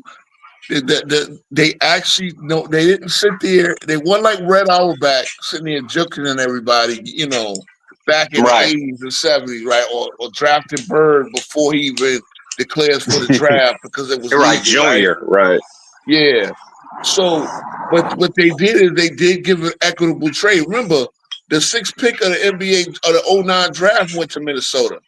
If Minnesota knew what the hell they was doing, they would have drafted Steph Curry instead of Johnny Flynn. So, Johnny Flynn, man. Yeah, I mean, because they drafted Rubio. And Rubio, too. Yeah, they drafted Rubio with the 5th, but then he had his contract still in Europe, so he wasn't going to come in right away. But then they decided Flynn, okay, at least we'll get Flynn right now. They had back-to-back picks, and then they passed on Curry with both of them. You understand what I'm saying? So, at the end of the day, Boston did give Miami. What Miami did was, both of those guys decided to leave their franchise, leaving them high and dry. Boston and LeBron coming to Miami, and so therefore, they came there like that again. I don't criticize them for doing it because that's your right as a free agent. That's on your team to make sure that they sign you. If they don't sign you and they let you go into your walk year, well, if you walk, that's your right. But at the end of the day, once they got there, they were not unbeatable. And that's why I hold it against LeBron. Because now, it's like, bro, if you go, do you gamble? You ever go to Vegas or AC? Have you ever been to a casino? I've been to casino. I don't gamble like that, but I've been there before. But the people, you sit down at the table, you bet 50 chips on blackjack, or you bet $500 on blackjack, right? You win, you get the 500. You lose the 500. If you bet 50, you lose 50. So the analogy that I'm making is LeBron raised the stakes by going to Miami and then Cleveland and then to LA. So you sitting at the high table thinking, okay, well, I'm betting and you think when you lose spectacularly, your legacy's not going to take a hit? No, he wants it one way. They went there to become a dynasty, and they never technically was a dynasty. You want to tell me that the Heat, as you said, they struggled. They barely got by Boston in 2012. They lost spectacularly to the. So you went there and struggled. Now, what we do now is we sit here and now go back on Jordan's career. And now they want to poke holes at every little thing, not understanding, okay, well, again, there were reasons why they lost to the Celtics. And then, again, and that's it. They lost to the Bucks, the Celtics, and think of the 7 teams that Jordan lost to. One Bucks team, which we already established was an all-time great team. Well, a great team that never got all the way there. Right. Yeah, I'm Then from the Milwaukee, Celtics so were I seen the Moncriefs and the Presleys. Yeah, that was a great team. The Celtics, the Bad Boy Pistons. You talking about 5 finals teams, right? All 5 of those teams made it to the finals eventually, right? Oh, and then the Shaq, Kenny, and Horace Grant, Dennis Scott, and Nick Anderson, Magic in '95. We can't. I don't count that one, man. That was a 60. I mean, they lost. I mean, he lost, but I mean, there's a great team, but I don't count because Jordan won that full strength. Yeah. Well, wait a minute. Shaq had the scoring title. They had Penny. Horace Grant is his number 3. I'm just saying, like, no. That's a great team. I'm just saying. I don't think it was a fair bulls against that great team, but that's a great team. I'm gonna look because you know what I'll do when you want to make an argument against Jordan. I'll just say, okay, the 7 teams that Jordan lost to, it took basically all of them were 60-win caliber teams. Right. Now let's look at at least 55. You can make it simple because I don't know if some of those Bucks teams won 60, but they was close. It was 59, but 58 or 59. So then the Celtics won 67, and then the Celtics won, I believe, 58 or 59 and 87. And then again, you got the Bad Boys who all 3 of those champions got to the final. 88, they got to the finals, also the Lakers of 7. And then you got back-to-back, so the back-to-back champion Pistons that won in 89 and 90, right? And you go into Game 7 to them both times. Yeah. Now look at the teams that knocked off LeBron. You think you're going to talk about the same caliber? I mean, look. Orlando. That was a good. I mean, Dwight Howard. That was a good team. No, it was a good team, but yeah. I mean, come on now. Which one of these you want over any of the team to beat Jordan? Or how about the Pistons beat in 06? I think the Pistons knocked them off again. Chauncey Billups now. Yeah, I mean, you taking them over. I'm just saying. No, you can't. It's not Phoenix, all-time legendary team. Phoenix did get to the finals in 15. I mean, they got beat by Minnesota with Rudy Gobert looking like Wilt Chamberlain. Right. Maybe the Spurs is I would give as a team that I would say 07 or 2014 because 07 Spurs team was a good team but very holy. I mean, come on now. You got Bruce Bowen, who was a great defender, no doubt. But Fabricio Berto was the starting center. I'm just saying, when you look at the starting five, when you look at the teams that it took to knock off Jordan and then the teams that it took to knock off LeBron, you're talking about different calibers.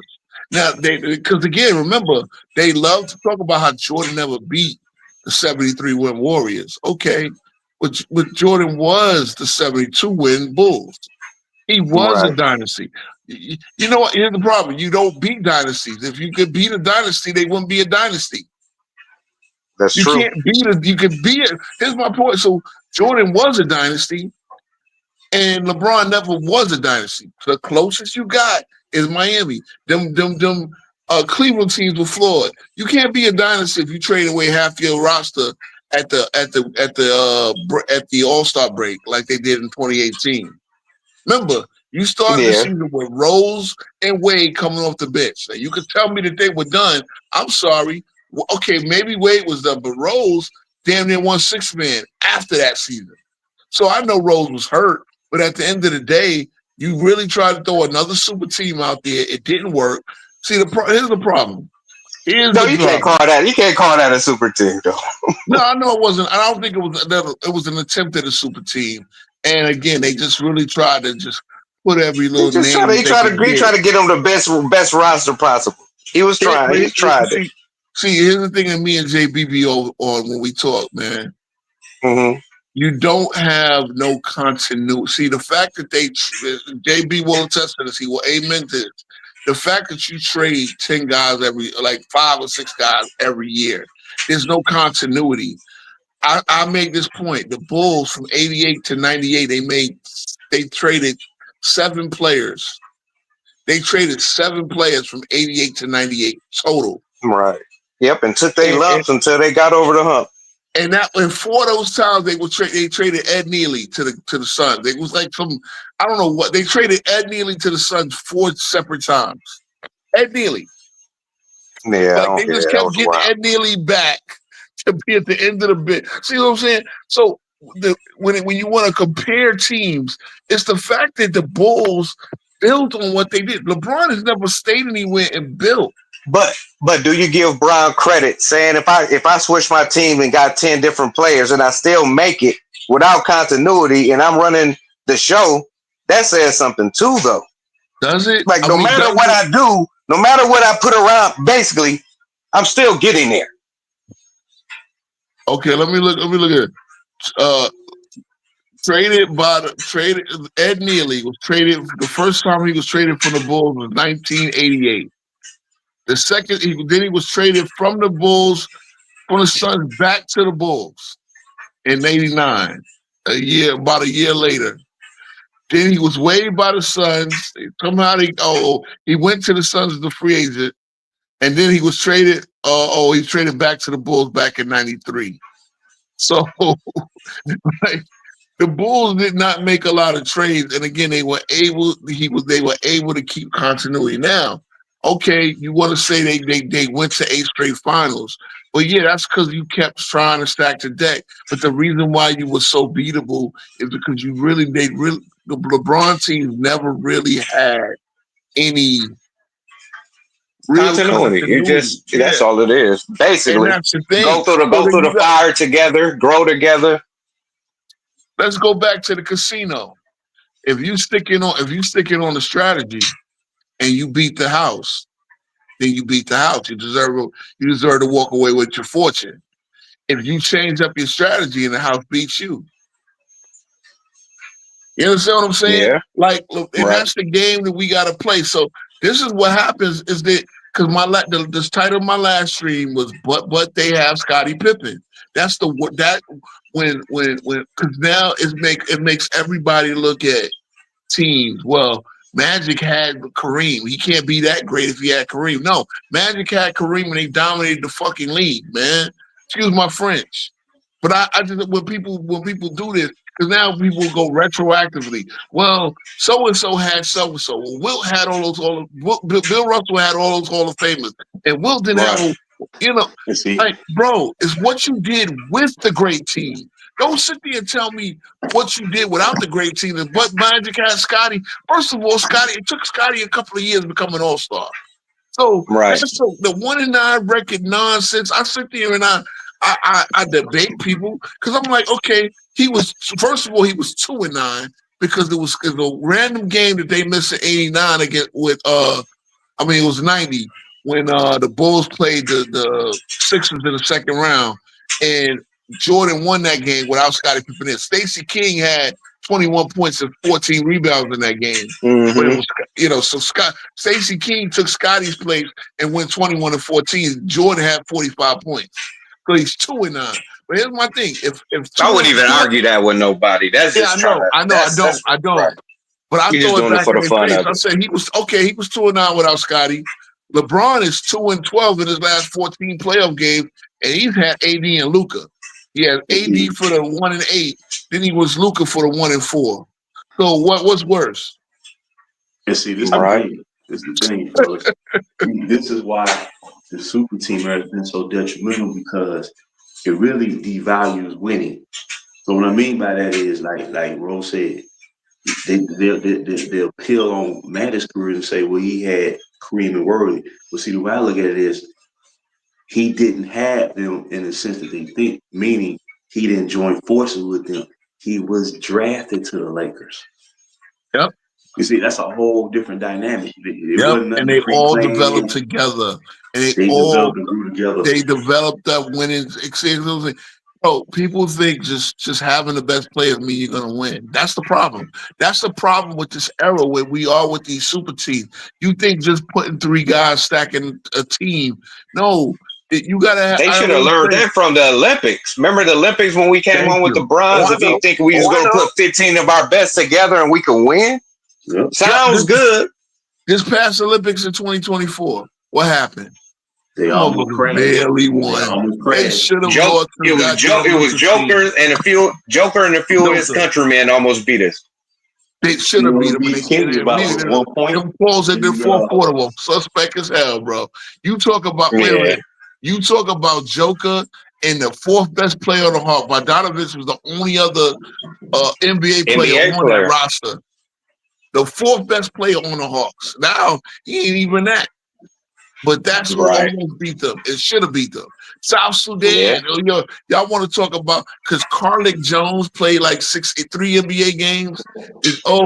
South Sudan got more NBA players than the teams in the 92 season. I'm like, bro, y'all don't even know what y'all talking about. Carlick Jones is a G League player at best. Right. I mean, come on, but see, that's what I mean. And that's the thing. The fact they don't. The fabric of these teams, again, that's why when they look at the Utah Jazz, they forget that the Utah Jazz, that core was together for 5 years, and Stockton finally made it to the finals. Yes, but they were in the playoffs every year. They were in the second round most years. I know they got knocked out in the first round about 8 times overall.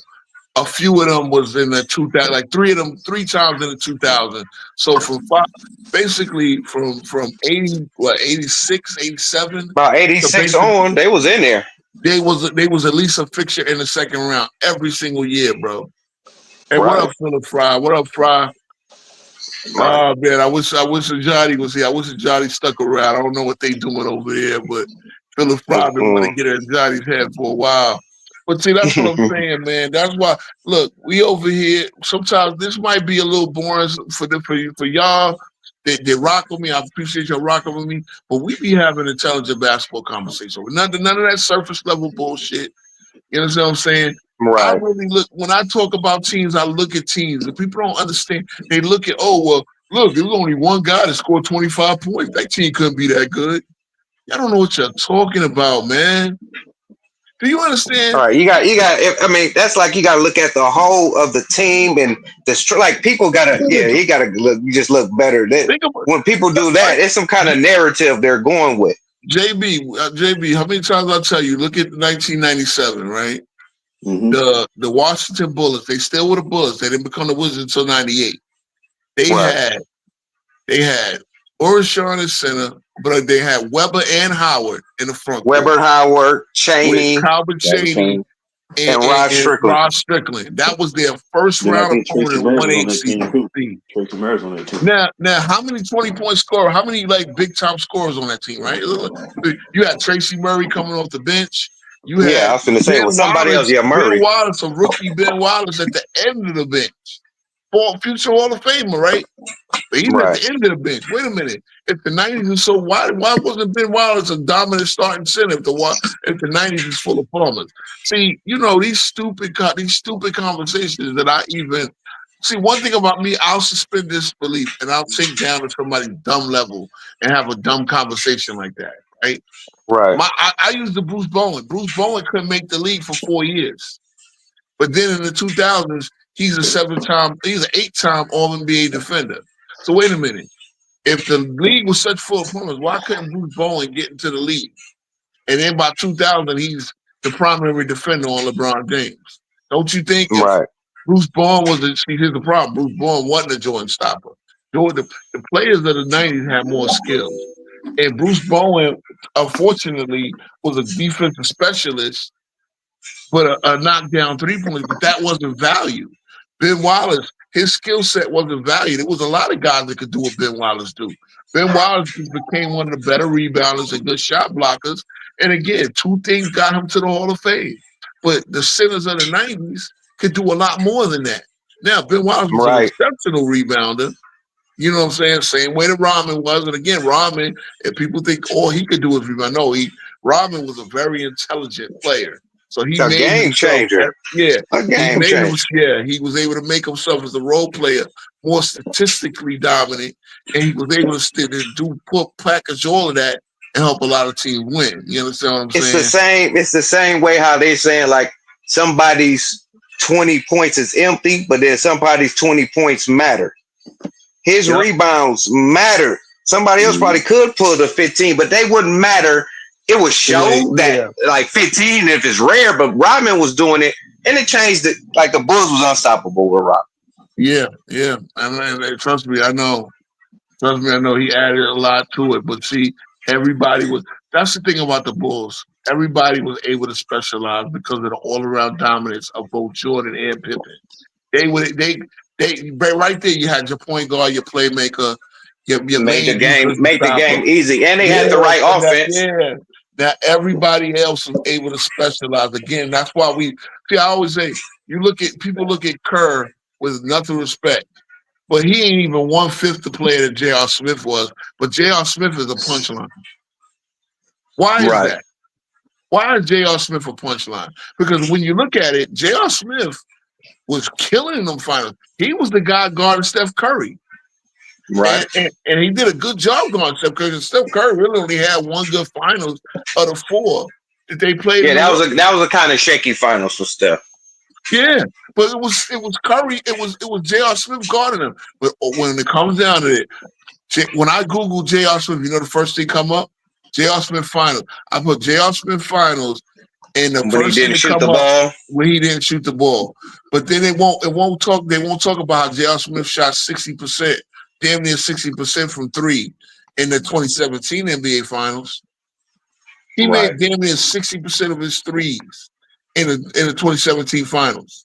But you know why nobody talks about it? Because they lost. You know what Steve Kerr shot in the NBA Finals? Or the 4 he went to? He shot 27%. Now that's not to say that Steve Kerr is a bad player. Obviously, the best 3-point, the most accurate 3-point shooter of all time. But here's my thing: like when it came down to it, Steve Kerr was not a guy that could get his own shot. And when you put the money on the wood. Yeah. I mean, he made some big shots. Look, there's big shots that he made with 2-pointers.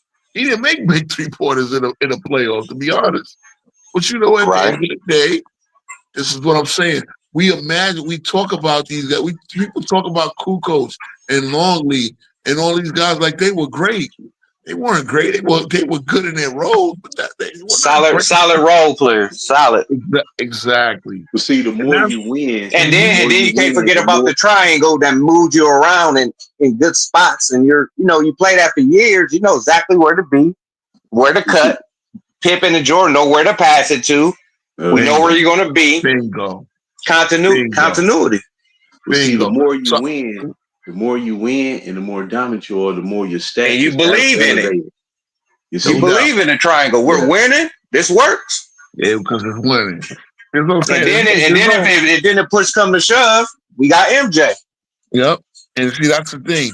With LeBron team, you have a stacked roster of talent, but no real system. Well, let's go to Cleveland. Cleveland, mind you, this is the back end of the 8 finals, right? Cleveland ran the most isolation plays in the league that year, those 4 years. You can go look on NBA.com. Who ran the most isolation? It was Cleveland. Because between LeBron and Kyrie, they ran the most isolation. You know who was second in isolation? Houston with James Harden. Because Harden ran the most isolation plays. The most isolations ran as a team was Cleveland. Because that was just let them create. There was no real system there.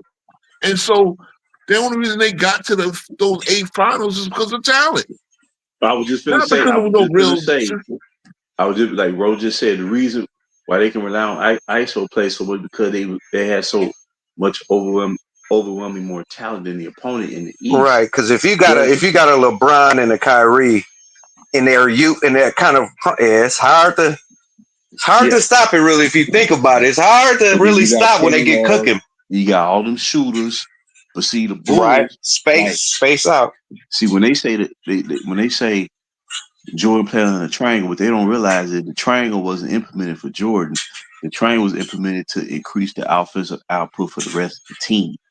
Get them involved because you can be standing around watching Jordan just do his thing. Right. And if you let him keep going, Jordan is not going to. Eventually, if you keep standing, he's not going to pass.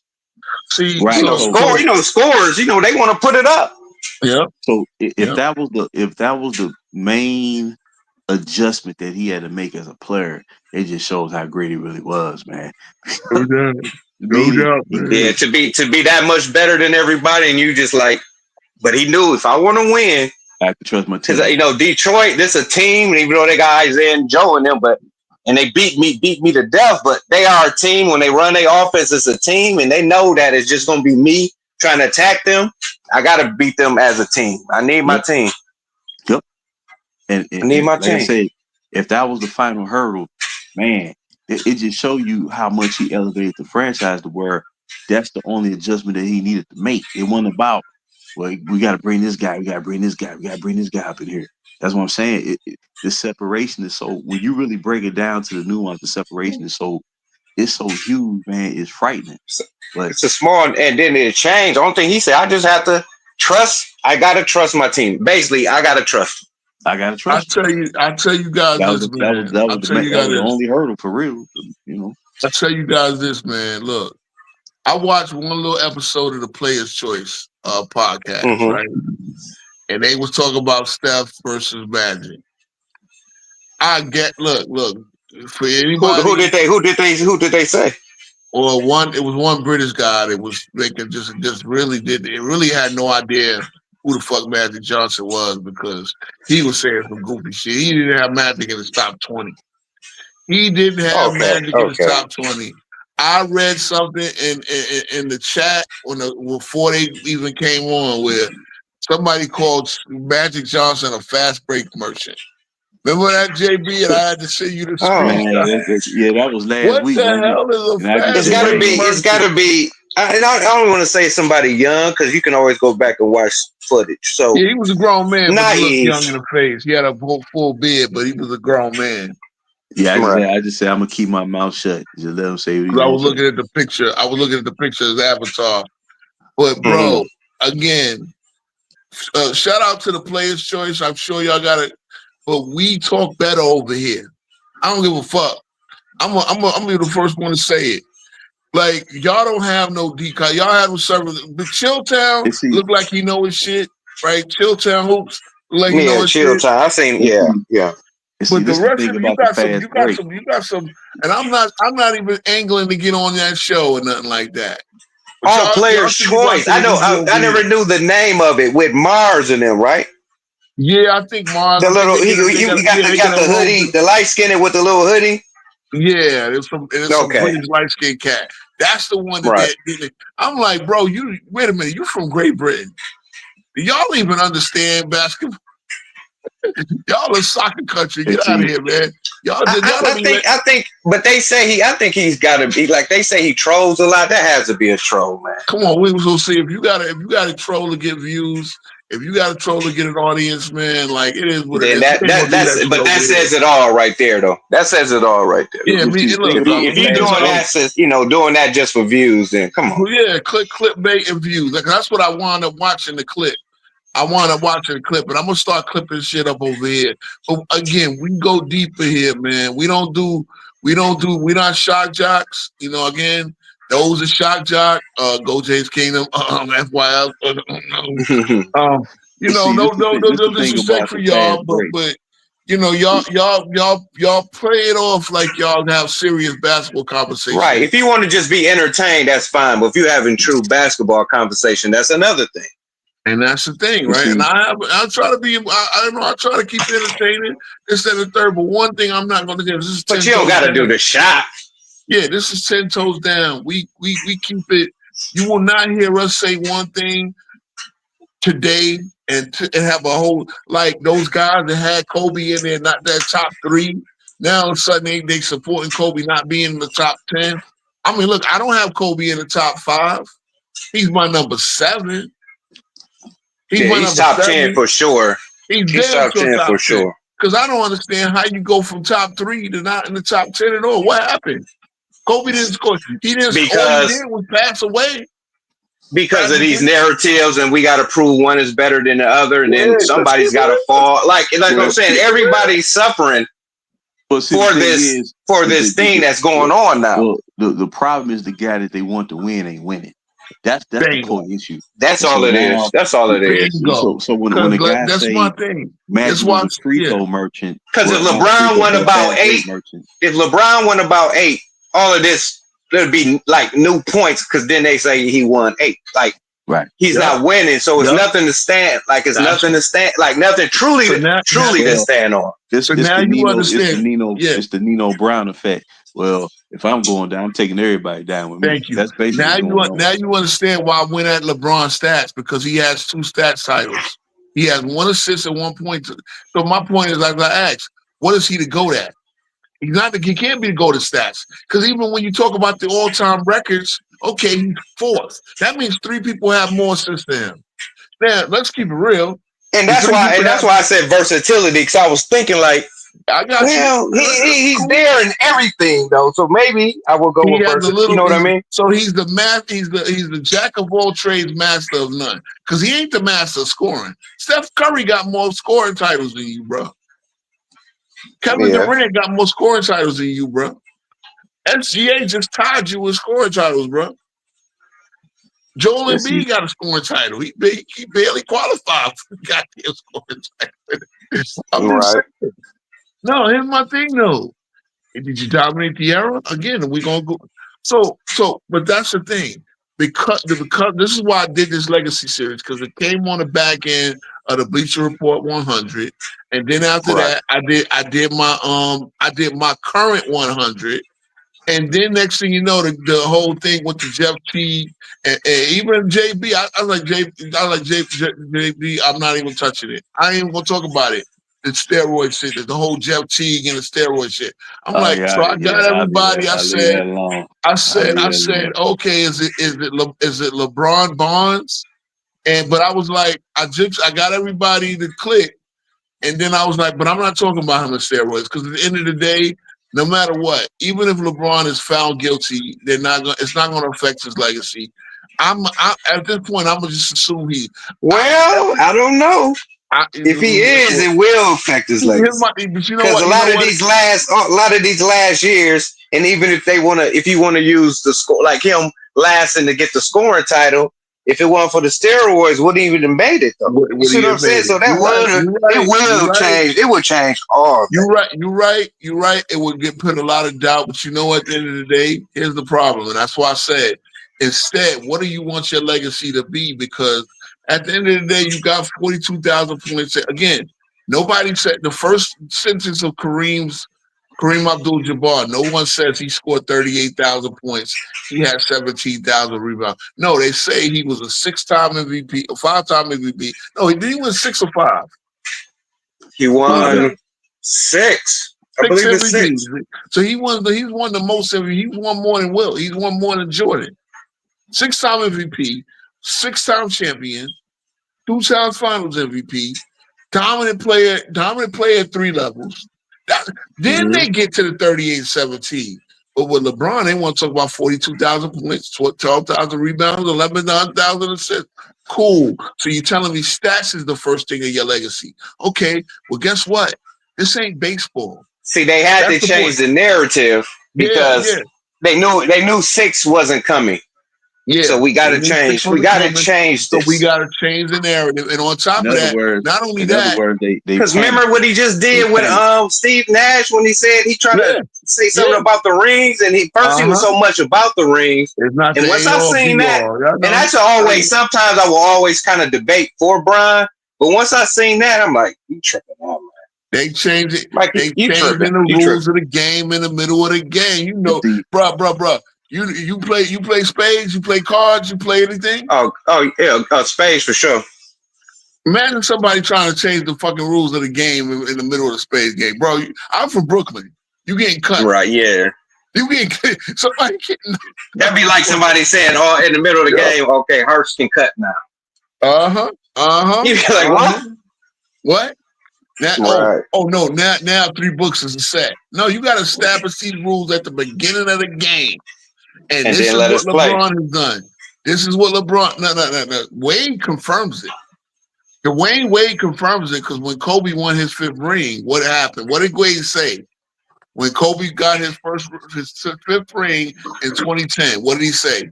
I called LeBron that night. Are we doing this or what? Come on now. Are we doing what? JB, did he not say this? Man, he said he called and he gave another version saying that LeBron called. I think it was all set up, but I think that was the trigger point. Here's the thing, right Kobe there. got the fifth. That was the trigger point that said, okay. But right there, that's the fact. He already admitted. He admitted. Well, I got to at least catch Kobe and rings. He had to, because remember they had the puppets and all that, and Kobe steady going, and you coming up. It's like, no, he got this. Like, I got to do something. I want y'all to catch that chat audience. I know it said only 4 guys still here, whatever, but I want y'all to catch that bar. That's a bar right there. That night that he called, the night that him and Wade was on the phone, whoever called who, right there, it said 5. You got to get 5. At least tie Kobe. At least tie Kobe. They didn't. It's because he would have been like, well, they gonna put me under Kobe then. Fellas, it's 15 years later. He still got 4. One of them is a bubble. That's crazy. One of them was a bubble. One of them was in a strike short. And I'm not going to take Dunkins away for having a 50-game season. I'm not going. But one of them was a bubble. Tell you why that title was real, because the league locked the players out. They still had. So I'm not going to do that. I'm not. But at the end of the day, he got 4. No, he got 4. I don't even do the. I mean, he got 4. This is going to get clipped. This is the part where we going to clip this mode. I'm going to start putting clips on the channel. It's the fact that he has 4 is now, what is he doing? He's changing the rules of the game, and he's making it about stats. Now, all of a sudden, Kobe's 44.7% field goal percentage. Oh, well, mine's just 50.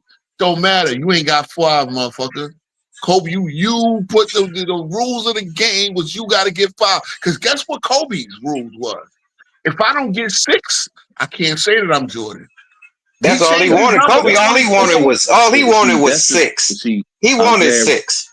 I'm glad Rope brought that up, because Charles Barkley say going into their finals versus the Bulls in '93, he said he felt there was nobody that was better than him.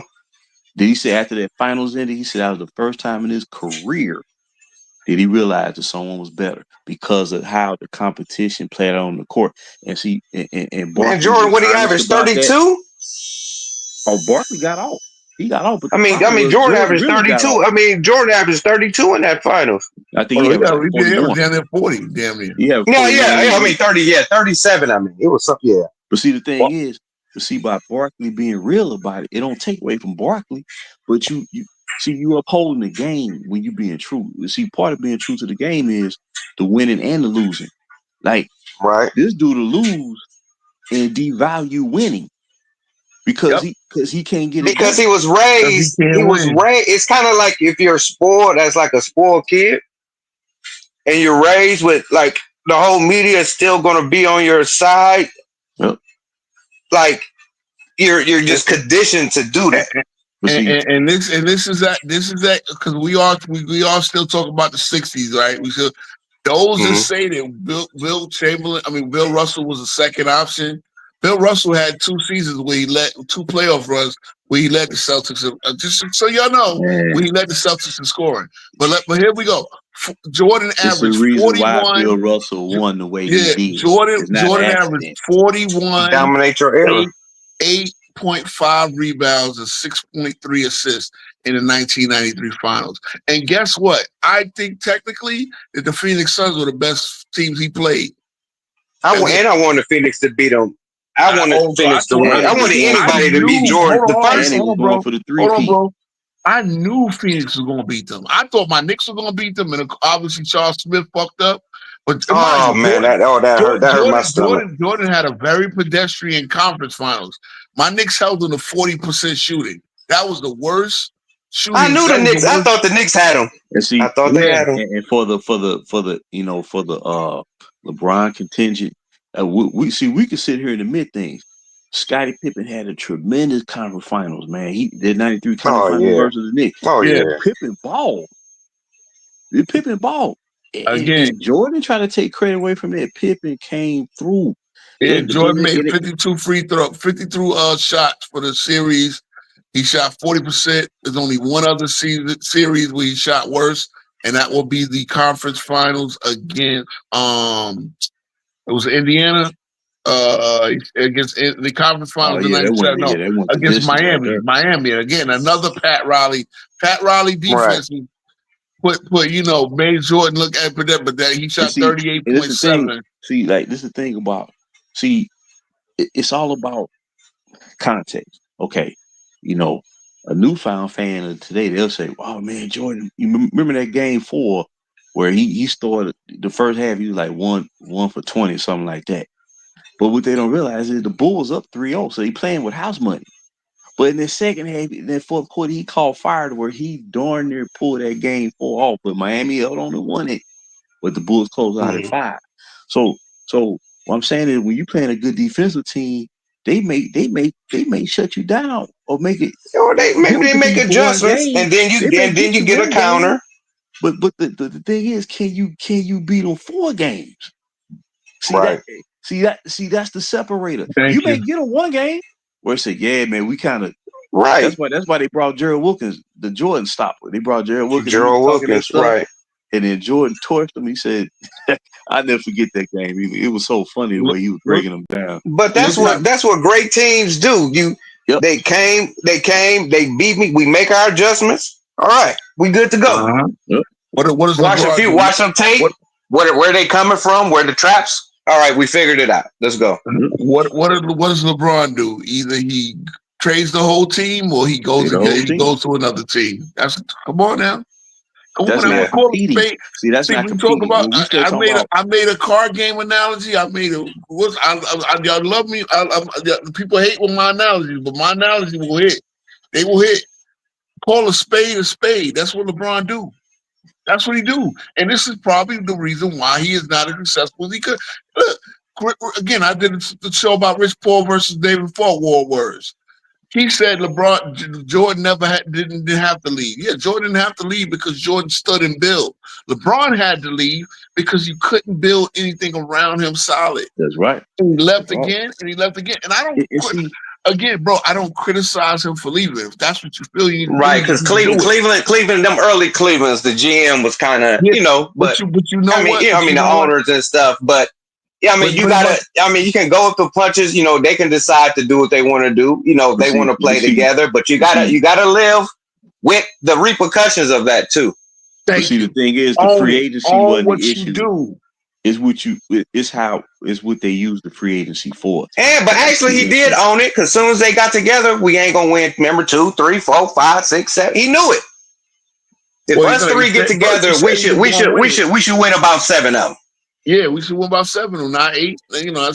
But then when it was harder than he realized, and now we're gonna change the game again. You don't change the rule, man. I play Monopoly the motherfucking 4 in the morning, man. 4 a.m., 5 a.m. with some alcohol, man. That's living right downstairs when we broke in my mom's crib. We played Monopoly. Right. We played Monopoly 4 in the morning, 5 in the morning. Everybody had to hit the road the next day on 2 hours sleep. You don't change the rules in the middle of the game. You don't change the rules in the middle of the game. Not playing with people that I know.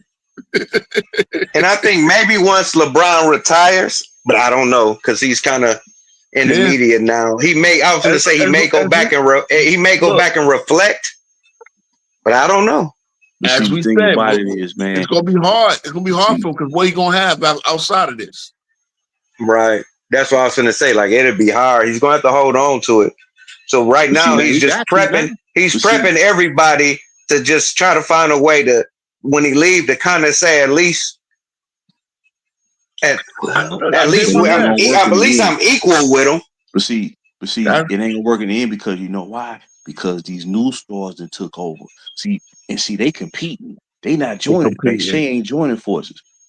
Ant-Man ain't joining forces. Double down, right? Double down. Jokic ain't joining forces. Come to me. Giannis ain't joining forces. They out here winning. Think about that. Shea won a championship in OKC, dudes. Yep. That's the game changer right there. So the thing is, and see, And see, the media is so callous that they don't want to move forward because they trying to push it. They got to. If they're smart, they got to. But they're gonna have to at some point of the league will fall.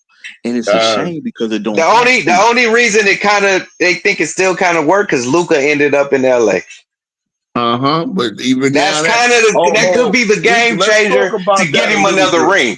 Let's talk, but it's not, and that's the problem because the team got fundamental flaws. They don't play defense well enough. They don't have green defenders. They don't have they got Ayton is not a rim protector. He's not. He might get some. Yeah, I don't know what they was thinking. What they was truly and getting. On top of that, LeBron is now trying to get Brook Lopez, and he went to the Clippers, so they got Ayton really as a backup last option. Yeah. Was it a free throw jump shooting center? He played good with Phoenix though. That finals run though, he played decent there. Number one, I don't think LeBron. I think LeBron feels that he's going to be one of them type of centers that's getting his way too much. LeBron likes centers to stretch it out. Right? They gonna Andre Drummond them. I'm telling you. Look. See, at the end of the day, this is why I did this legacy series because again, our fundamental question is I ask about any player is what do you want to be remembered for? See, when it comes down to a lot of these guys, KD is another one. KD is another one where he's going to have to realize that really, I think he's cool enough to sit down and say, you know what, damn, I was one of the best. I got 2 championships. I damn near got a third one until I popped my Achilles going for it. Right. After that, it wasn't that, it didn't work out. He's only won 1 playoff series since leaving. He's won 2. I'm sorry. He won 2. He beat the Clippers, and then they won that first round against what's the name? Because with the Nets, they didn't win with the Nets, right? Yeah, he only won 1 playoff series, and then they lost to Milwaukee in the second round. And then he won that one. He won the one against the Clippers. Yeah, they beat the Clippers when Kawhi and Paul George went down, and it was it was Westbrook and Norman Powell pretty much. So, and then they lost in the second round to Denver. Denver won and win the championship. So at the end of the day, like I said, legacies is what do you want to be remembered by? I sat there, I went era by era and proved that guess what? These guys from the past, they can retire. Go ahead, bro. See, to me, the mentality is the separator. Meaning, like them past players, the Wilson, the Kareem, the Bill Russell, Rick Barry's leading it team to a freaking championship as the underdog. See, LeBron could never be someone like Michael Jordan if they had to go what I'm saying, if they had to go out there and compete, man. One of the reasons Jordan was undefeated in the final because he had to go through the fire from the get-go. It was no convenience. He I think Brown would have been all right if he went back there and had to be raised with that because couldn't nobody match that physical skill set. But you have to be there. You're right, but you also have to have a certain mentality. Jordan came in with that mentality. So what I'm saying is the way. Could that been the Dean Smith? Look, we do got to give Brown never had none of that. He always gives credit to the North Carolina system, but I just think innately that's who he was. That's him, though. That's him. So what I'm saying is you know what made Jordan I'm gonna tell you this too. You know what made Jordan? Didn't he say just to beat his brother when his brother has something to do with this too? Exactly where I was going. Jordan household to beat his older brother Larry. See, this is what happens when you got a father, and let's keep it real, black fathers, bro, black fathers. Yeah, I was gonna say, when you have a father and you have big brothers, LeBron is not only a fatherless kid. He's an only child. I don't even think he had a lot of cousins around him. That's a big problem. And then his 2 sons, they wonderful boys, but they pampered. When you have to think about Brian too, you got this mother, and it's just you, and then all of a sudden it's media, and now you just in this bubble. Now you're the best basketball player on the court, and then look, this is to give LeBron a little bit of an excuse, but this is why. You not built like certain dudes, man. You didn't have that big brother that you had, even that big homie in the neighborhood. Now you just outgrew everybody, and now you gotta. So now you feel that you're supposed to win, but you don't. You are not that I'm a win at all cost type guy because you Right, and then the media said you are going to win. You're the chosen one. Yeah. Yeah, so you never got that, and I'm telling you, that's the thing. Because imagine once Jordan felt like he could beat his brother, he probably in his head, I can beat anybody. Think about this. I can beat anybody. This is not to knock LeBron, but everybody, by the time you 14, 15, everybody kissing your ass because they already said you gonna be the next. So everybody's kissing your ass. You ain't never. You can't put a strong coach there in LA. You can't put a strong coach there. Nowhere around him except Miami. Miami. Yo, let's keep it real. The guy left Miami. He said Dwayne Wade said the last straw was him taking the cookies off the plate. This nigga left Miami for some milk and cookies.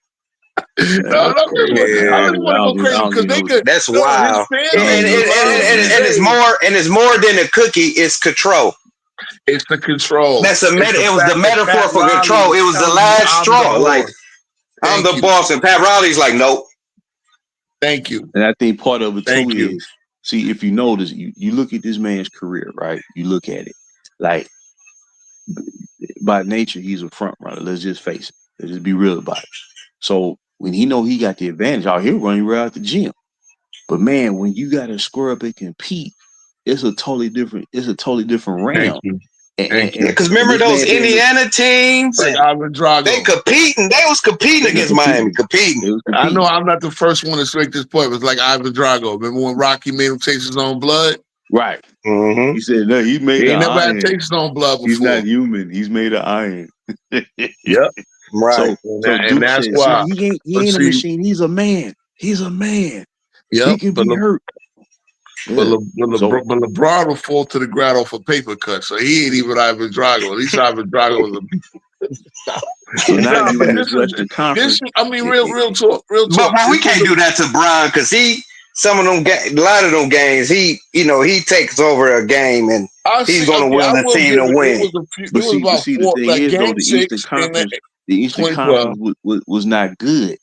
So what I'm saying in this West, like Kobe and Shaq won, they didn't go to 8 straight finals. Ain't nobody going to 8 straight finals. Yeah, that West, that was a battle zone. West, right? So what he finding out is, man, these dudes in the Western Conference, dog, they got just like, okay, the conference final 2 years ago versus Denver. I had Denver winning because I've been peeping Denver out for the past 6 years, and when they got prime and ready, when Jamal Murray was healthy, I said, Denver's best 2 players are going to play. I'll play the Lakers' best 2 players. And that was the difference of that series. But see, right. All the games was close, though. They was the games was all them games was close, though. But the separator was money time in the fourth quarter. That's the separator. Every time. That fourth quarter, remember, every fourth quarter, Denver just made them extra plays. Money time. So what he's finding out is, man, this Western Conference ain't no freaking joke. And more than likely, when he got to compete square up, more likely he ain't gonna win, man. That's just the pattern. You know or he probably figured. I thought, and we can't blame the injuries or whatever. Everybody thought AD would have been the 1 and Brown would have been the 2 by now. See, it never transpired that way. Yeah, but you know why? Because he didn't let it. He didn't let it. Let's keep it real. He didn't let it. It's a narcissist part factor. You know, again, or should AD should have took it. You're right. The thing about AD, though, he's a front court player. That ain't his personality either. That was not his personality. Because remember when he was playing? Remember how good he was playing with Boogie? See, I'm glad you said that. Right? He was the man on his squad. See, he was the man on his squad, so his approach was different. But think about this, JB. AD didn't take it. You're right. With Magic and Kareem was never a conversation. The pecking order was the pecking order. Cat was Cat. Cat ran that locker room, but Magic ran the culture. Magic ran the practices. You understand what I'm saying? Cat was Cat. Right. See, it wasn't no discussion. Magic's job was to get the ball to Cat and everybody else. Magic's job was to get, and so. Equally of equal, and mind you, Cap started getting old and naturally progressed to the back seat. But Magic was the engine. So when y'all start looking at teams, when y'all start looking at these dynamics and who's the man and who's not, guess what? When you are structured right as a team, there's no question. But see, here's the problem with LeBron. I gotta change the narrative. I can't let AD get a defensive player of the year. I can't let him get it because he's gonna have a defensive player of the year, and I don't. I can't let AD get more rebounds in the finals, even though he was the leading rebounder all season. Oh, let me get see it's these crazy like come on, man. Him getting the finals MVP in 2020. I mean, and people will sit there and act like that was his team. It should have been AD's team from the get-go, and it should have been AD's team since, but LeBron could never let that credit go. But look, now we have debates where people say, well, Steph Curry only got one finals MVP. Who gives a fuck? He got 4 rings. Like, we didn't do this back in the day. Really all that Magic only got 3 really finals MVP. Who cares? If Magic was doing his job, see right there though. That's the Jordan factor right there though. When we say that, because people throw that in your face. Jordan, he got the 6 rings and he's got 6 finals MVPs. See, that's a Jordan thing right there though. You know what we're not doing? It showed that Jordan was the bona fide. I mean, he deserved it and all, but that's where when you say, well, Steph, who cares? That's the Jordan factor when they say, well, Jordan got 6 finals MVP. Let me tell you MVP. something. Let me put a bow on that because I'm looking at Jordan's finals record right now, finals numbers. He averaged 33.6 in NBA finals. That's the record. That's the all-time leading. Yeah, that's got to be the record. He shot 48%. He shot 42. They say he couldn't shoot threes. He shot 37% from threes in NBA finals. Remember, I told you Steve Kerr only shot 27%. He shot, and that was a 3-point shooter. I mean, come on. Like, he did what was, you know why Jordan got those finals MVPs? Because he did what was necessary for those teams to win. He was the best player in the finals. Every finals, he was the best player, regardless. He wasn't even close. In the first round, Jordan was 10-3 in first rounds, right? He scored 37 points a game in first rounds. 37 points a game. Get you out of there. I'm getting you out of there. I'm getting you out of there. What that shows is he had a score like that just for the Bulls to get out the first round. And now we nitpicking. See, now we nitpicking with Curry and all that. Not understanding. There's no guarantee you're gonna win any of these finals. There's no guarantee you'll get back to the finals. Thank you. And that's the key. Getting back. Thank you. That's the problem. That's why I say. That's why this Legacy Series, and the main question of this Legacy Series I've had on all 5 shows is, how do you want these players to be remembered? Because I guarantee you, every player I talked about can retire in peace. Even Patrick Ewing with no ring, even Barkley can retire and say, you know what? Barkley said a lot of times, damn, I was great. I was damn it. Matter of fact, Barkley in the playoff probably was the greatest power forward of all time.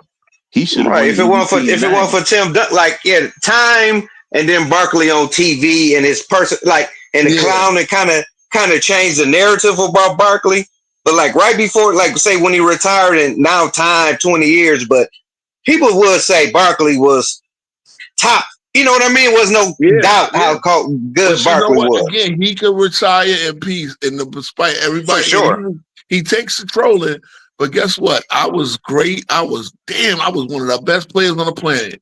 But Michael Jordan. And I'm only 6'4", going against giants. Yeah, but Michael Jordan was better. And I played him 4 times because he played against Barkley 4 times. Let me look. He played against him twice. He played him in 80. He played him in 90 and 91.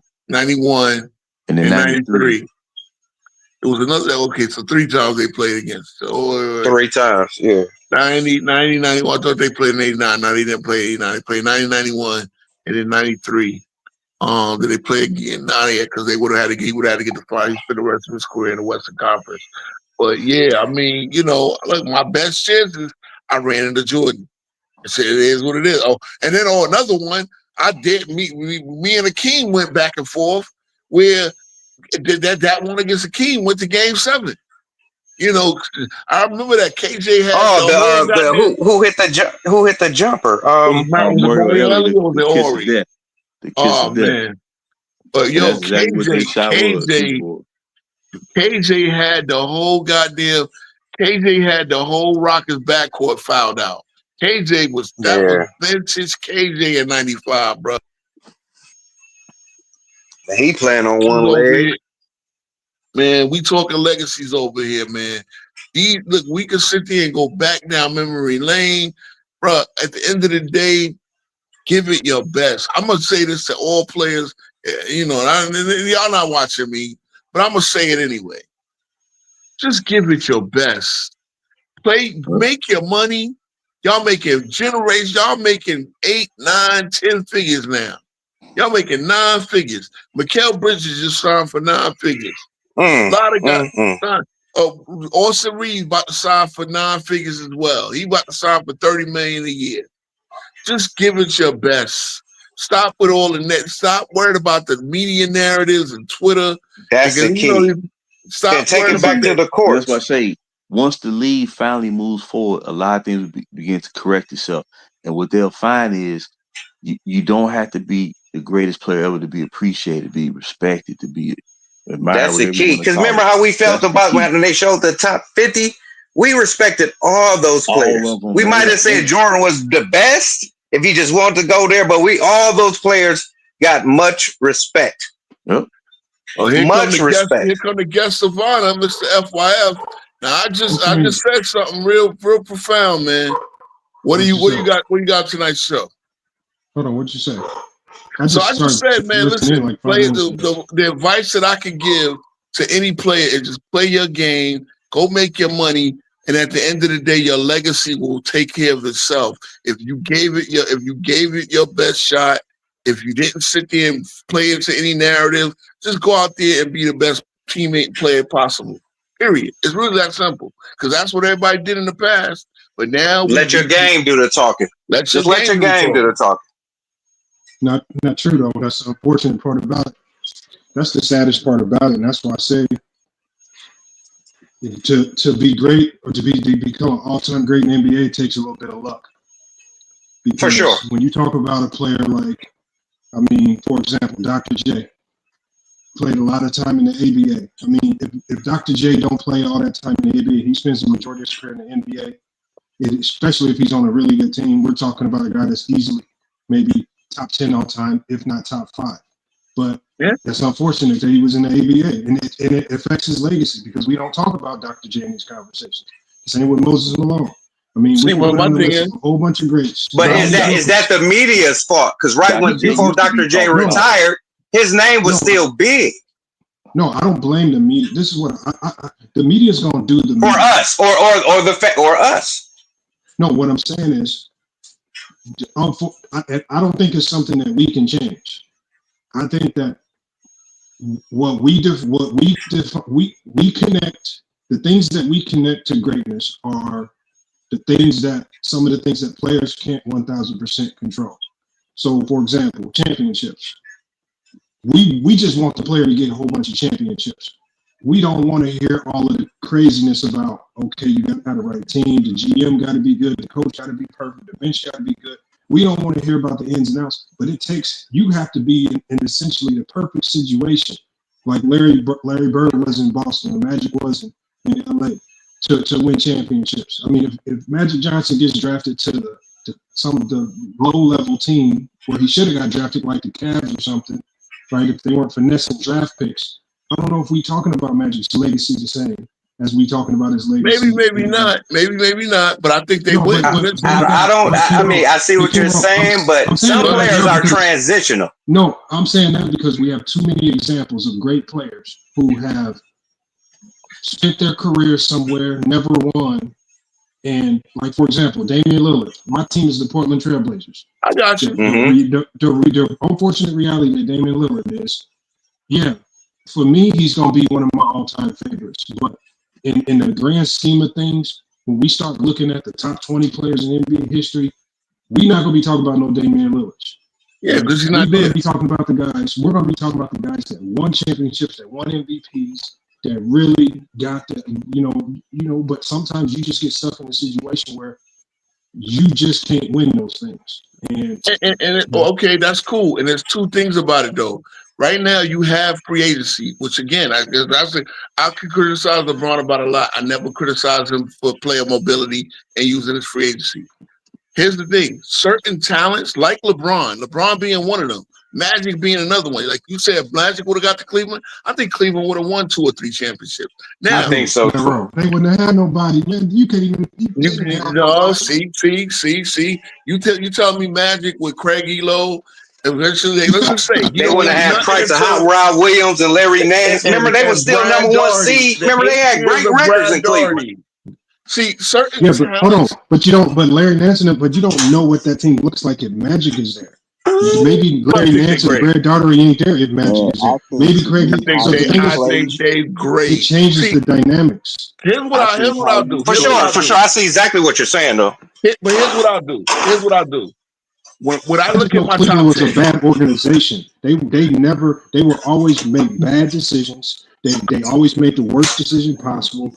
And this is why that's why they never won a championship. You know what I look at it. Cleveland made a lot of good decisions. Number one, but they were still averaging about at least 49 to 50 something wins. Cleveland had to get rid of one of Mark Price or Kevin Johnson. They chose Mark Price, and Kevin Johnson wound up on the Suns. Here's my thing. Again, as I'm saying, you can say Cleveland. Didn't they have Terrell Brandon too? Oh, yeah. Even on the last show, I said if Magic got drafted to the Kansas City Kings, it would have been him and Reggie Theus. They'd have got another player. And I think, certain talents are undeniable. I think LeBron is an undeniable talent. I think if LeBron stays in Cleveland, they eventually get 1 or 2 more pieces, and he wins his 2. You want to know another undeniable talent? Isaiah Thomas. They got their 2. Yes, for sure. And they didn't put no. I mean, they got Mark Aguirre, and mind you, that wasn't even his best move. The best move was starting the guy they had. This is what I'm saying, King Bro. Go ahead. Yes, great players for sure can just out of sheer greatness go get you 1, or like Hakeem did, go get you 2. But in the grand scheme of things, like when we really sitting down and talking about the best of the best, that. Even if you go get 2, I get that. It's barely gonna scratch the surface of what is required for us to talk about you as one. Like Hakeem Olajuwon, I mean, we're barely talking about him just barely being top 10. Nobody really. Well, guess what? I got. So who fought is that? No. Listen, what I'm saying is. Hold on. I'm saying that's the media and the Jordan factor started this. That's all of this started with with the Jordan factor. That changed everything. I admitted the Jordan culture started the ring culture. But here's the thing, right? You can't quit to hold that against Jordan because Jordan was so undeniable. Again, I put the media. I mean the media, not Jordan. You got to do what you got to do. No. This is the media change around Jordan. You're right, but because Jordan was so undeniable. See, again, we go back and we look and act like it was easy for them Bulls to win them finals. No, Jordan. No, they paid their dues. Jordan averaged 41 against Phoenix, 41 in an NBA Finals. That's still a record right now, right? Jordan has a lot of these records. Again, Jordan couldn't shoot threes. I just looked at his finals numbers. He shot 37% from 3 in the finals. I thought he couldn't shoot threes. See, it's doing what and he still ended up 3rd all time when he retired. It's putting your best foot forward once you get that. Because, again, there's no guarantee. Patrick Ewing can tell you. Charles Barkley can tell you. Even Hakeem Olajuwon. There's no guarantee that you're going to get back to those finals. So what? And if you're a true champion, once you taste the blood, that's all you want. Yeah. So and that's all. That's why Magic and all don't walk through championships because that's what. And Kobe, you want to get it. You want to get it. But go ahead. But I'll tell you, like, so for example, my team, the team that I coached, right? Mm-hmm. The year before last, we won the national championship, right? We upset Air Force, the #1 team in the country. We came in as the underdog, right? We were, and then the year after, which was last season, for the entire year, start to finish, we were #1 in the country. We walked into the national tournament. We are overwhelming favorites that just stomped through mud through everybody. And the thing is, it's different when you're hunting. And so if you're hunting and you're aiming for the top, it's a And different he type hit of grind. 100. I get it. It's a different type of fight when you're just sitting at the top, and all you can do from the top is you just got to battle everybody just punching at you. Because take really, their best blows. I get it. But the problem with battling from the top, and this is when we talk about guys that won championships. Once you hit that ceiling, you hit a ceiling, and it's just like it's hard to kind of gauge how much harder you have to work to stay up there because there ain't nobody up there that you can work against really. So it's just a different type of fight. I get That's why I say it's a different battle when you like when you're sitting in the league and you got like Steph Curry and them. That's why I have to admire the players like Steph and Bron is still going after championships because once you got into that top and you still go out there every day and try to fight and grind and try to figure these puzzles out and rosters and go through another 82. Bro, it's hard. I'm telling you, and at the end, and you know the craziest thing when we won a championship. I'm gonna tell you, this is why I respect it too. We won a national championship. You know what happened the next day? Nothing. You do all that work, you do all that grinding. Party. You know what? And you know you're gonna what you don't tell the next day. You're gonna go home and you're gonna be looking around, be like, damn, we did all that shit. And you're gonna have a few people call you hell of a season. Yep, pay raised it. And a few people gonna congratulate you. But when it's all said and done, it's really kind of pointless. Like, and so that's why you have to admire that. I'm not gonna say that. Hold on, coach. Hold on, coach. You can't call it. Don't call it pointless. Bro, listen what I'm saying. I'm not saying. Listen what I'm saying. Listen what I'm saying. I'm not saying that it's pointless. What I'm saying is, when you grind, if anybody's know, the grinding for a whole season, going to practice 5-6 days a week, grinding through all these things. We played over 40 games that year. And when you go home, and you got that national championship trophy, and the trophy's not even with you at home. Trophy's over at the university. Right. You just sitting at home, and you know what you got to do? You got to go to your laptop. You got to start looking up recruits. And you got to start trying to figure out how to do it all over with the coach. Yeah, you got to get as right a back coach in the job. lab. The coach job is never done. I understand. You can have one night out. You can pop the beers, pop the bottles. I don't know what level you coach at, but yeah, you can pop the bottles, pop the champagne, take your adulation. But you got to in 2 days. You got to get back to work. I get it. Hold on, coach. But then hold on, coach. Let me ask you this though, coach.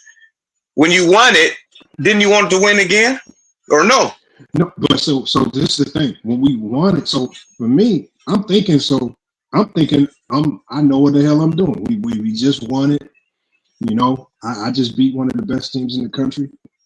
The problem is when you win it, is again, we started to be so good. It got to a point where I'm like, what else can I do to make these guys The only way better? you can go is down unless. And see, the only way, and that's what you said, Kiro. The only way direction when you at the top, the only direction you can go is down. And that's the hardest thing. That's the hardest thing. This is why they call the long-standing teams that continue to win year after year. That's why they call them dynasties because they die out. You're right. And JB, understand, he's telling you from the player coach perspective. The media perspective is a little bit different because the media perspective tells you got to still be hungry, but it ain't that easy.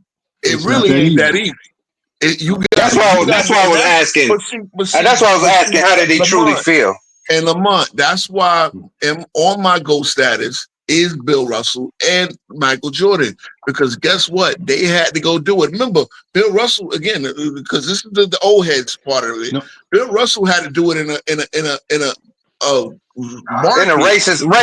racist area. But this is what I'm gonna say is this is why I never when I talk about Bill Russell's greatness, I never use his teammates to diminish it. You know, some people say he had all these Hall of Famers. Oh yeah, this is asinine.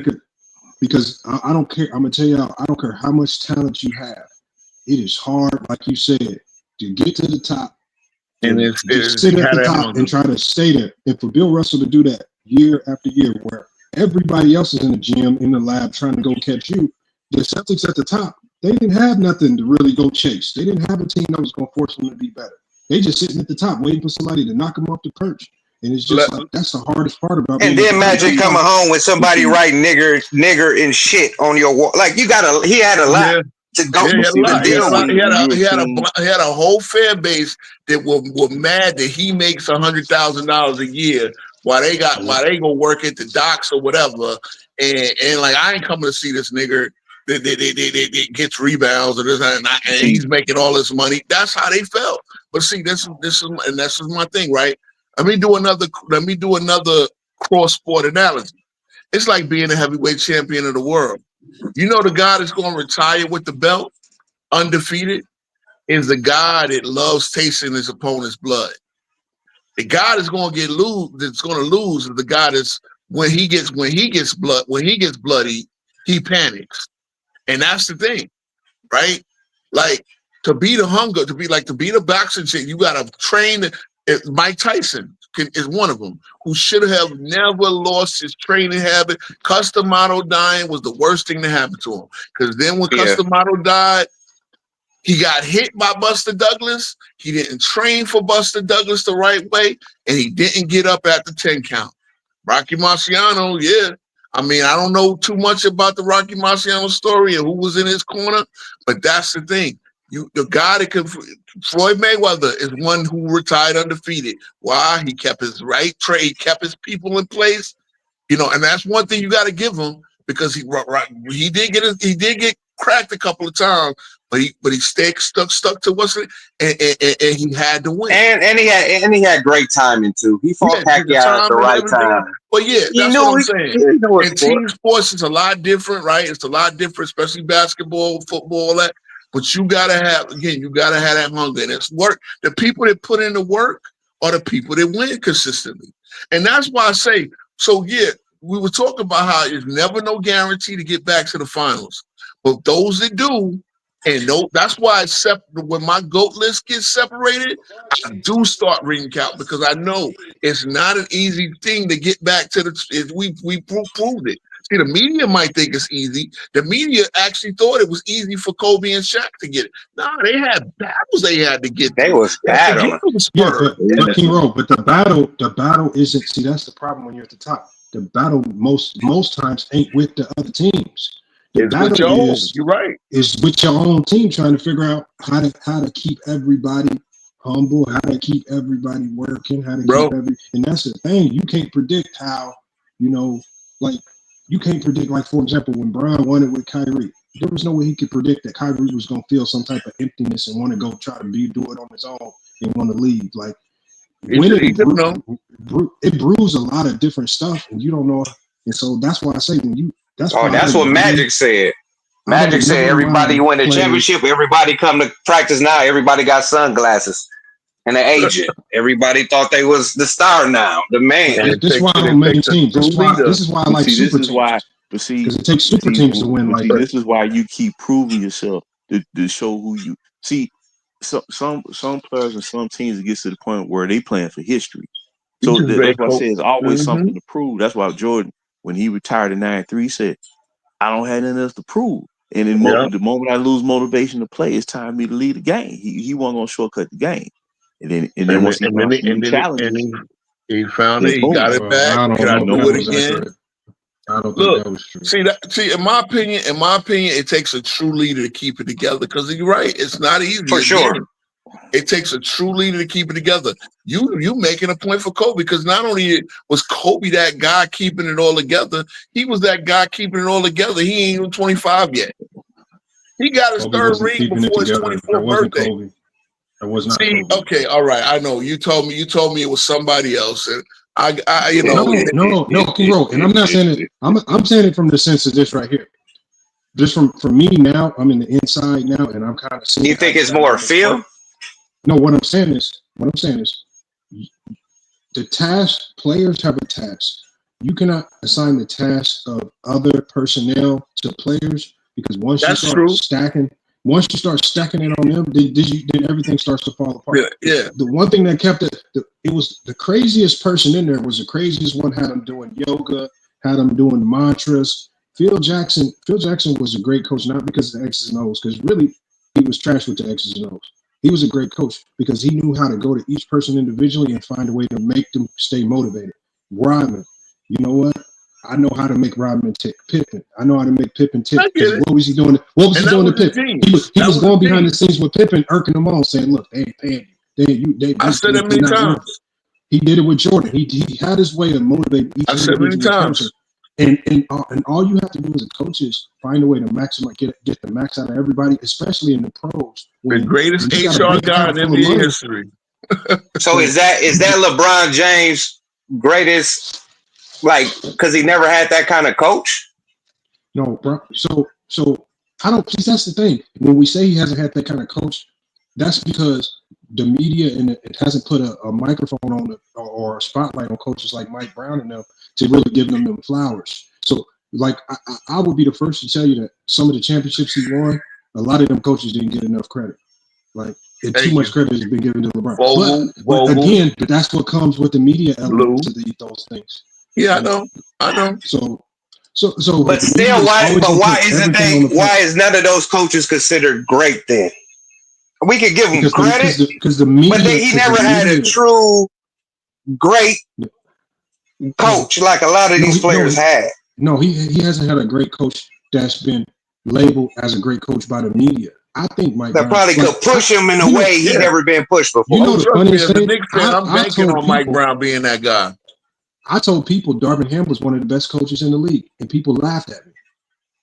See, I agree. I'm looking at it from when I look at different playbooks, Darvin Ham, it's called the Hammer series. He created an entire offensive playbook that every team in the league uses. You have to be an elite coach to do that. And so the media was portraying Darvin Ham as a bum. I'm looking like, I don't know what y'all talking about, but Darvin Ham doing his job. It's something else get dysfunctional in that Laker team. And that's why I got on LeBron James that year. Because I said, I believe in dysfunction. I'm glad you see it.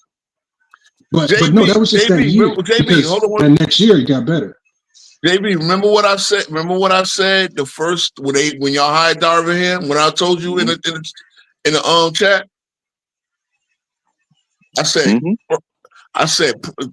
Darvin Ham seems like a good hire. I like everything I hear, but what he has to do, and he has to do it publicly, is he has to start challenging his best player, both his best players, LeBron and AD. I don't think he ever did that in the media, and the media always perceived that he wasn't the guy running the show. Now, again, I think Darvin Ham was a very good coach. If he would have did that in this era, it still would have backfired. And that's the problem. It's a no-win. It's a no-win. You can only do that with certain players. You can't do that with all players. That's both a greatness to LeBron, but that's also a knock because Tim Duncan, later in his career, I saw the way Popovich was talking to Duncan. He's the one the 5-time MVP. 5-time champion. You talking about 3-time final MVP. You talking about all the accolades that Duncan had. Popovich was coaching him like a rookie half the time.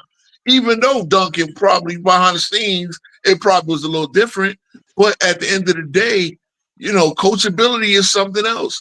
But that's the bottom line. Again, Bill Belichick did that with Brady until eventually it didn't work. But all those years they was winning, he still coached Brady hard. Yeah. Coached him hard. And Rap God, you right on the money. Phil Jackson does get too much praise, but what we can't deny about Phil Jackson, because I think X's and O's, that wasn't his thing. He always had a guy that could run the coordinator.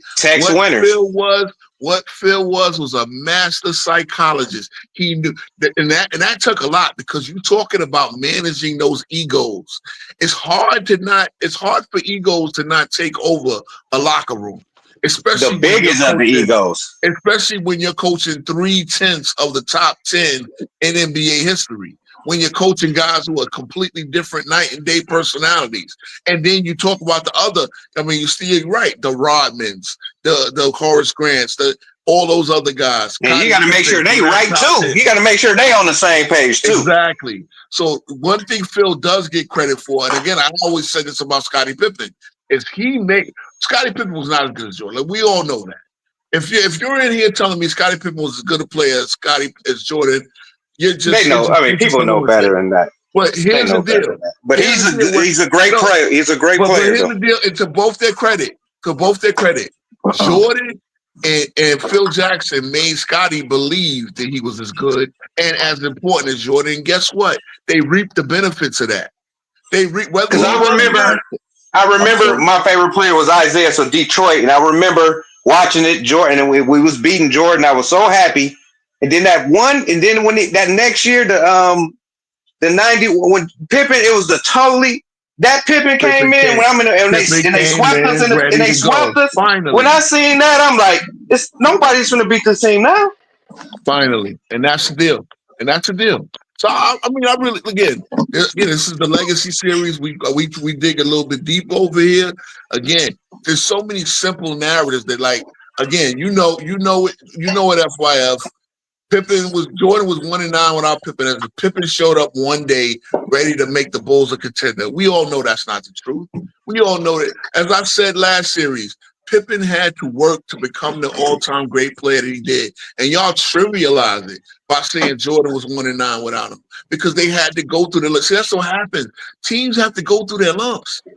Very few teams get No, they bring that up because of Bron's record. Yeah, I know. So we have to find something to put him back on the same level, some kind of way. Level.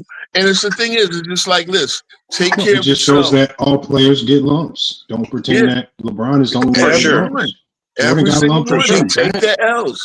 They take their L's. So you got to look, when it comes to your legacies, you look at the best parts of their career, and you know what? You understand that the lumps make you into, you can't be a championship without a lump. It's just, look, another analogy, wrestling. I talk about wrestling. Well, guess what? Nobody comes in, if a wrestler came in the first day, and no matter what he looked like, no matter what his moveset looked like, he could be the baddest. Like Ken Shamrock was a goddamn UFC champion. You think they could have made Ken Shamrock a champion on the first day? No, you have to work from under before you can be that champion. You have to show, and especially in that industry, they have to show you got to be willing to lose before we can make you the champion. The only one they got away with was Goldberg, but that was a one-off. That was a one-up, and even he had Goldberg first came in, boy. Goldberg, man. They let him win 100 straight. I mean, that's a one-off. That was can we do it? And they pulled it off. But normally, you got to take your lumps in any industry, anything. Yeah. You think heavyweight champ, some heavyweight champions get knocked out by their sparring partner? Fucking the quote. Oh yeah.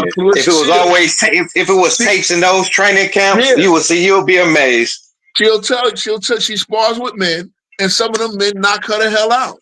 That's what makes her better in the ring when it comes down to fight night. But this is sports, fellas. This is sports, gentlemen, ladies.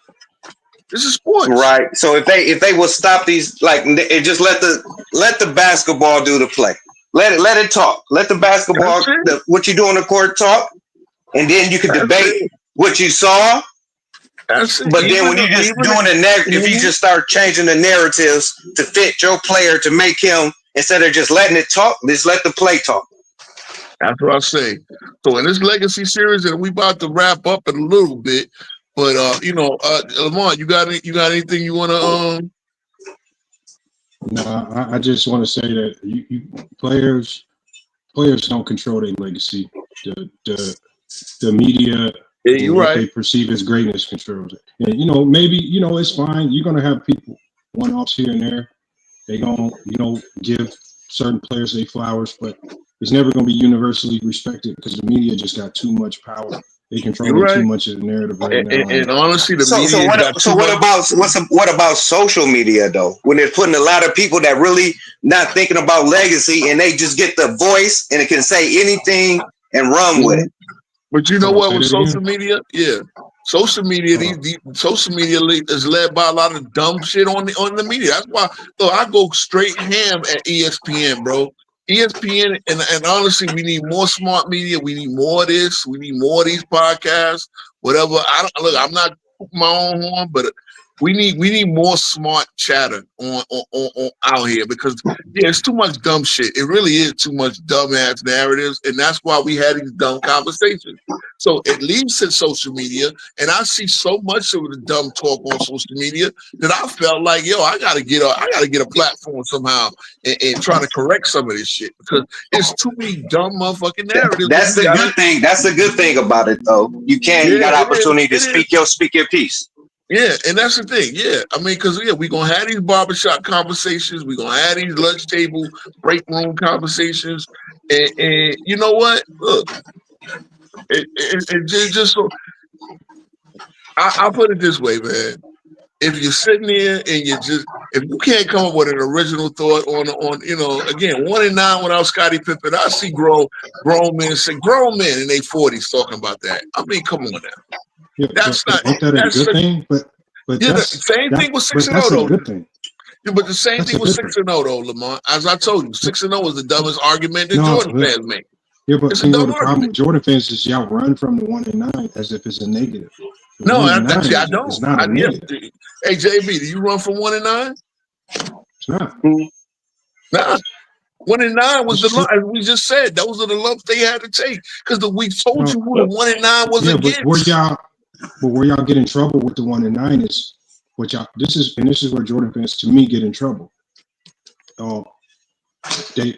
Everything that helped make that Bulls team better, Jordan fans will attribute all of it to Jordan. They'll say Jordan made Pippen better. They'll say Jordan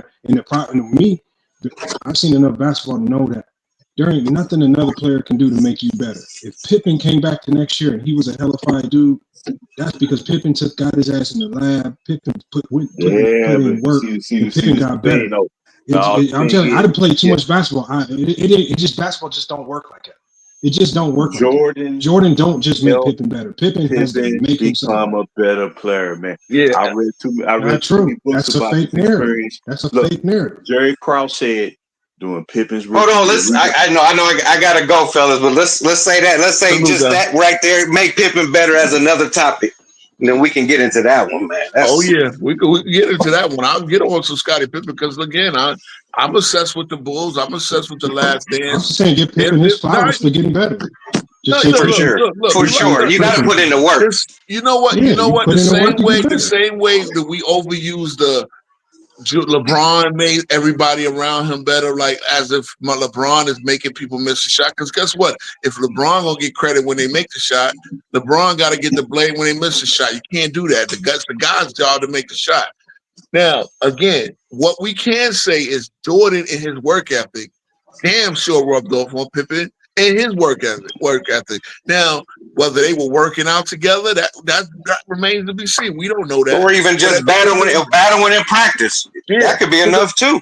Remember, if you want to talk about the 1-9, 1-9 means that Scottie Pippen never won against Larry Joe Bird. Michael Jordan did though. It was actually, if Pippen had a taste of that 1-9, then who knows? If Pippen had his rookie year, it would have been 1-9 if Pippen was in his prime at that time. But that's what I'm saying. If the Pippen in his rookie year, the one that wasn't even starting, just to say, going up against Larry Bird and getting his ass cooked, which he probably would have had done. Don't you think that Pippen would have been all the? But unfortunately, Pippen never got to play against Larry Bird. His first series was against the Cavs. Okay, great.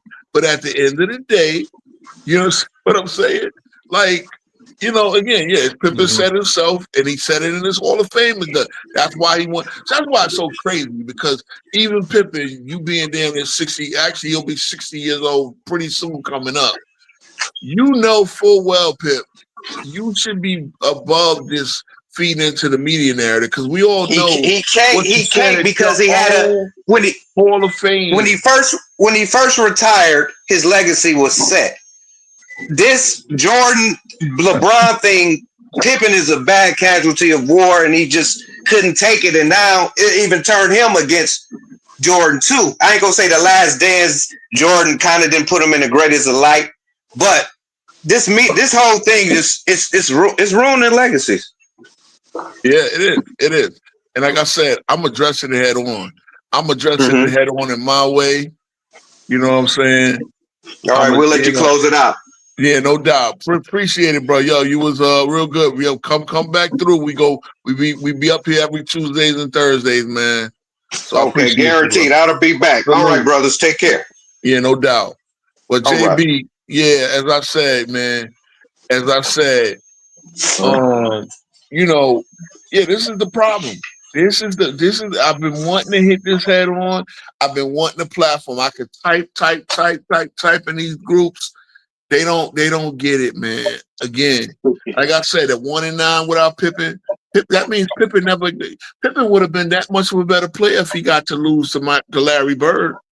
He would have had a lot more film to study of himself trying to stop a monster like Larry Bird, especially 86, 87, 88 Larry Bird. Right? Yeah. And that's the thing. Like I said, I don't use them. We don't use 1-9, 6-0. We don't even use 4-6. What we do is we tell you the story of the 4-6. We tell you the story of the 6-0. Y'all got to unpack that. Y'all can't just use these dumbass stat narratives and these dumbass, again, the 2-12 that I use now, Jordan, LeBron it's trolling you back. When I say 2-12, because first of all, it's 2-9, right? Oh, well, you acting like that's a flex. He won one more game. Well, y'all said he won one game without Pippen. Again, now knowing that Pippen scored 0 points in the first playoff game, so you're not even giving. But hey JB, look, it's a pleasure to do this show, man. Glad you was up here for this. It turned out to be great. Turned out we got some clippable stuff, man. Shout out to Lamont. We actually had a cordial conversation. You didn't agree with us on everything, but you in spirit, you knew where we was coming from. You understand what I'm saying?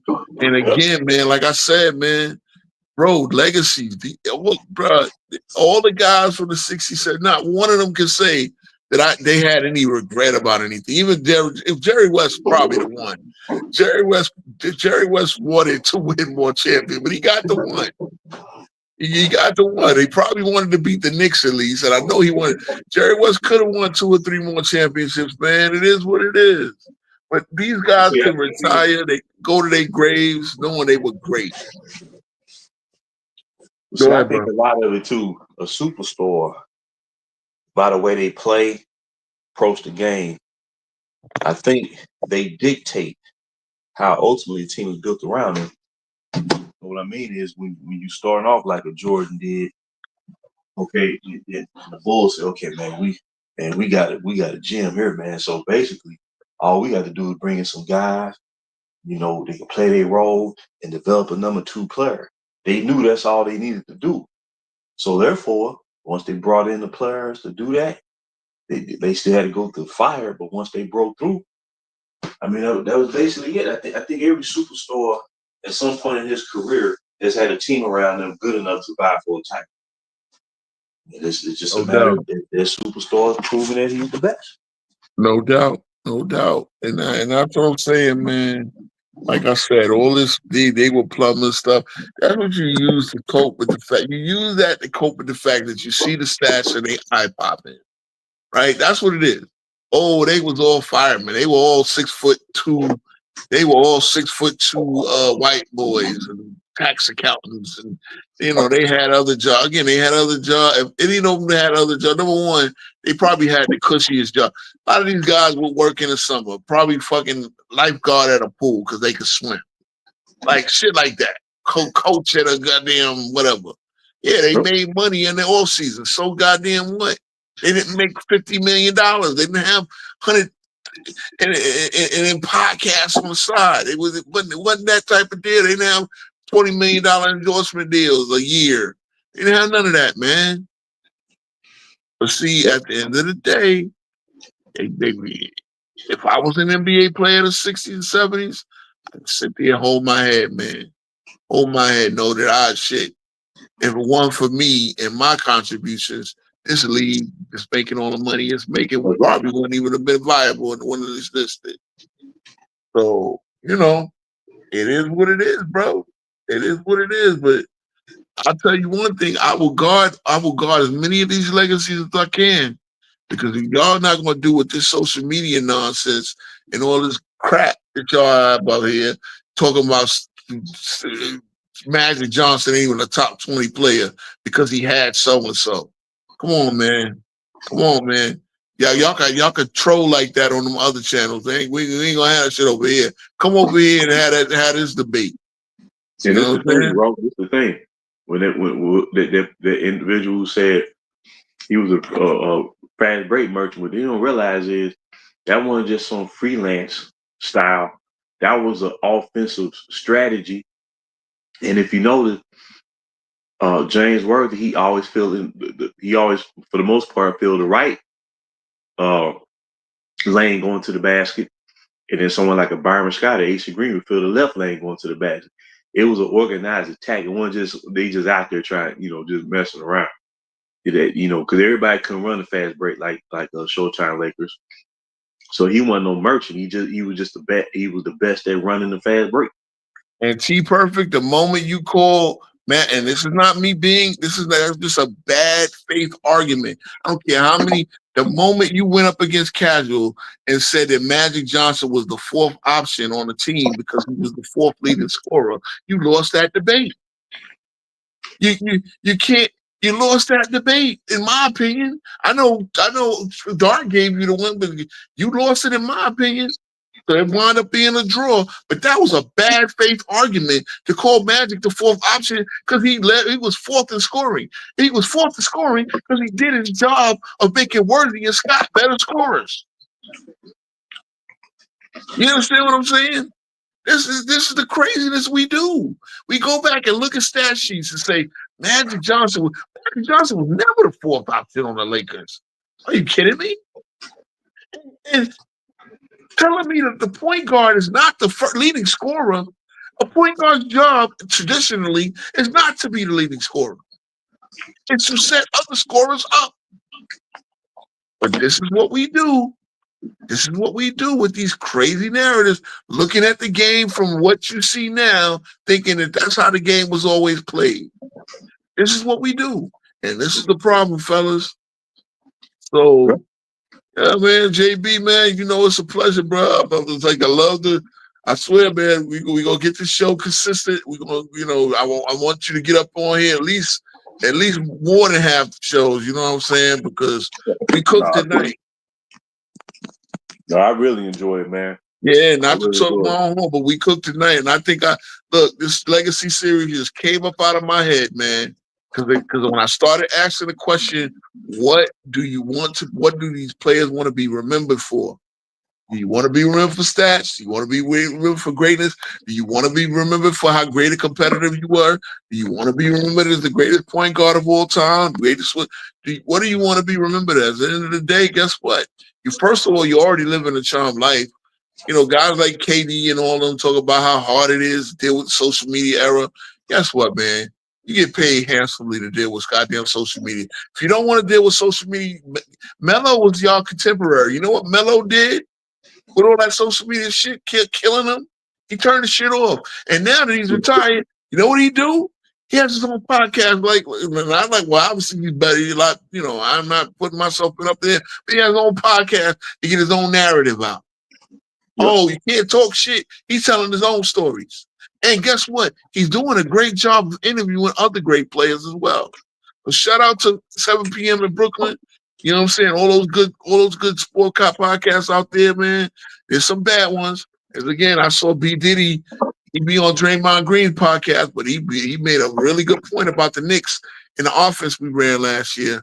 Baron Davis, there's good basketball minds out there. Guess what? Even Gilbert Arenas and his crazy ass is a good basketball mind. Maybe if you concentrated on that, you wouldn't be in the bullshit that you in. But, it is what it is. It is what it is, fellas. Phenom Nick, man. What's up, bro? Salute, guys. I think we had another great show tonight. We just trying to get better and better from here, man. Any last words, JB? Oh, another great show, man.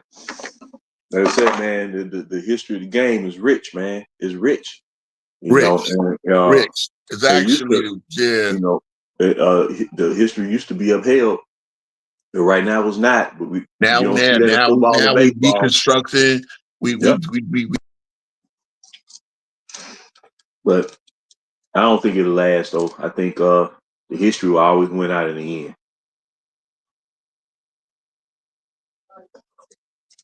Yes, sir.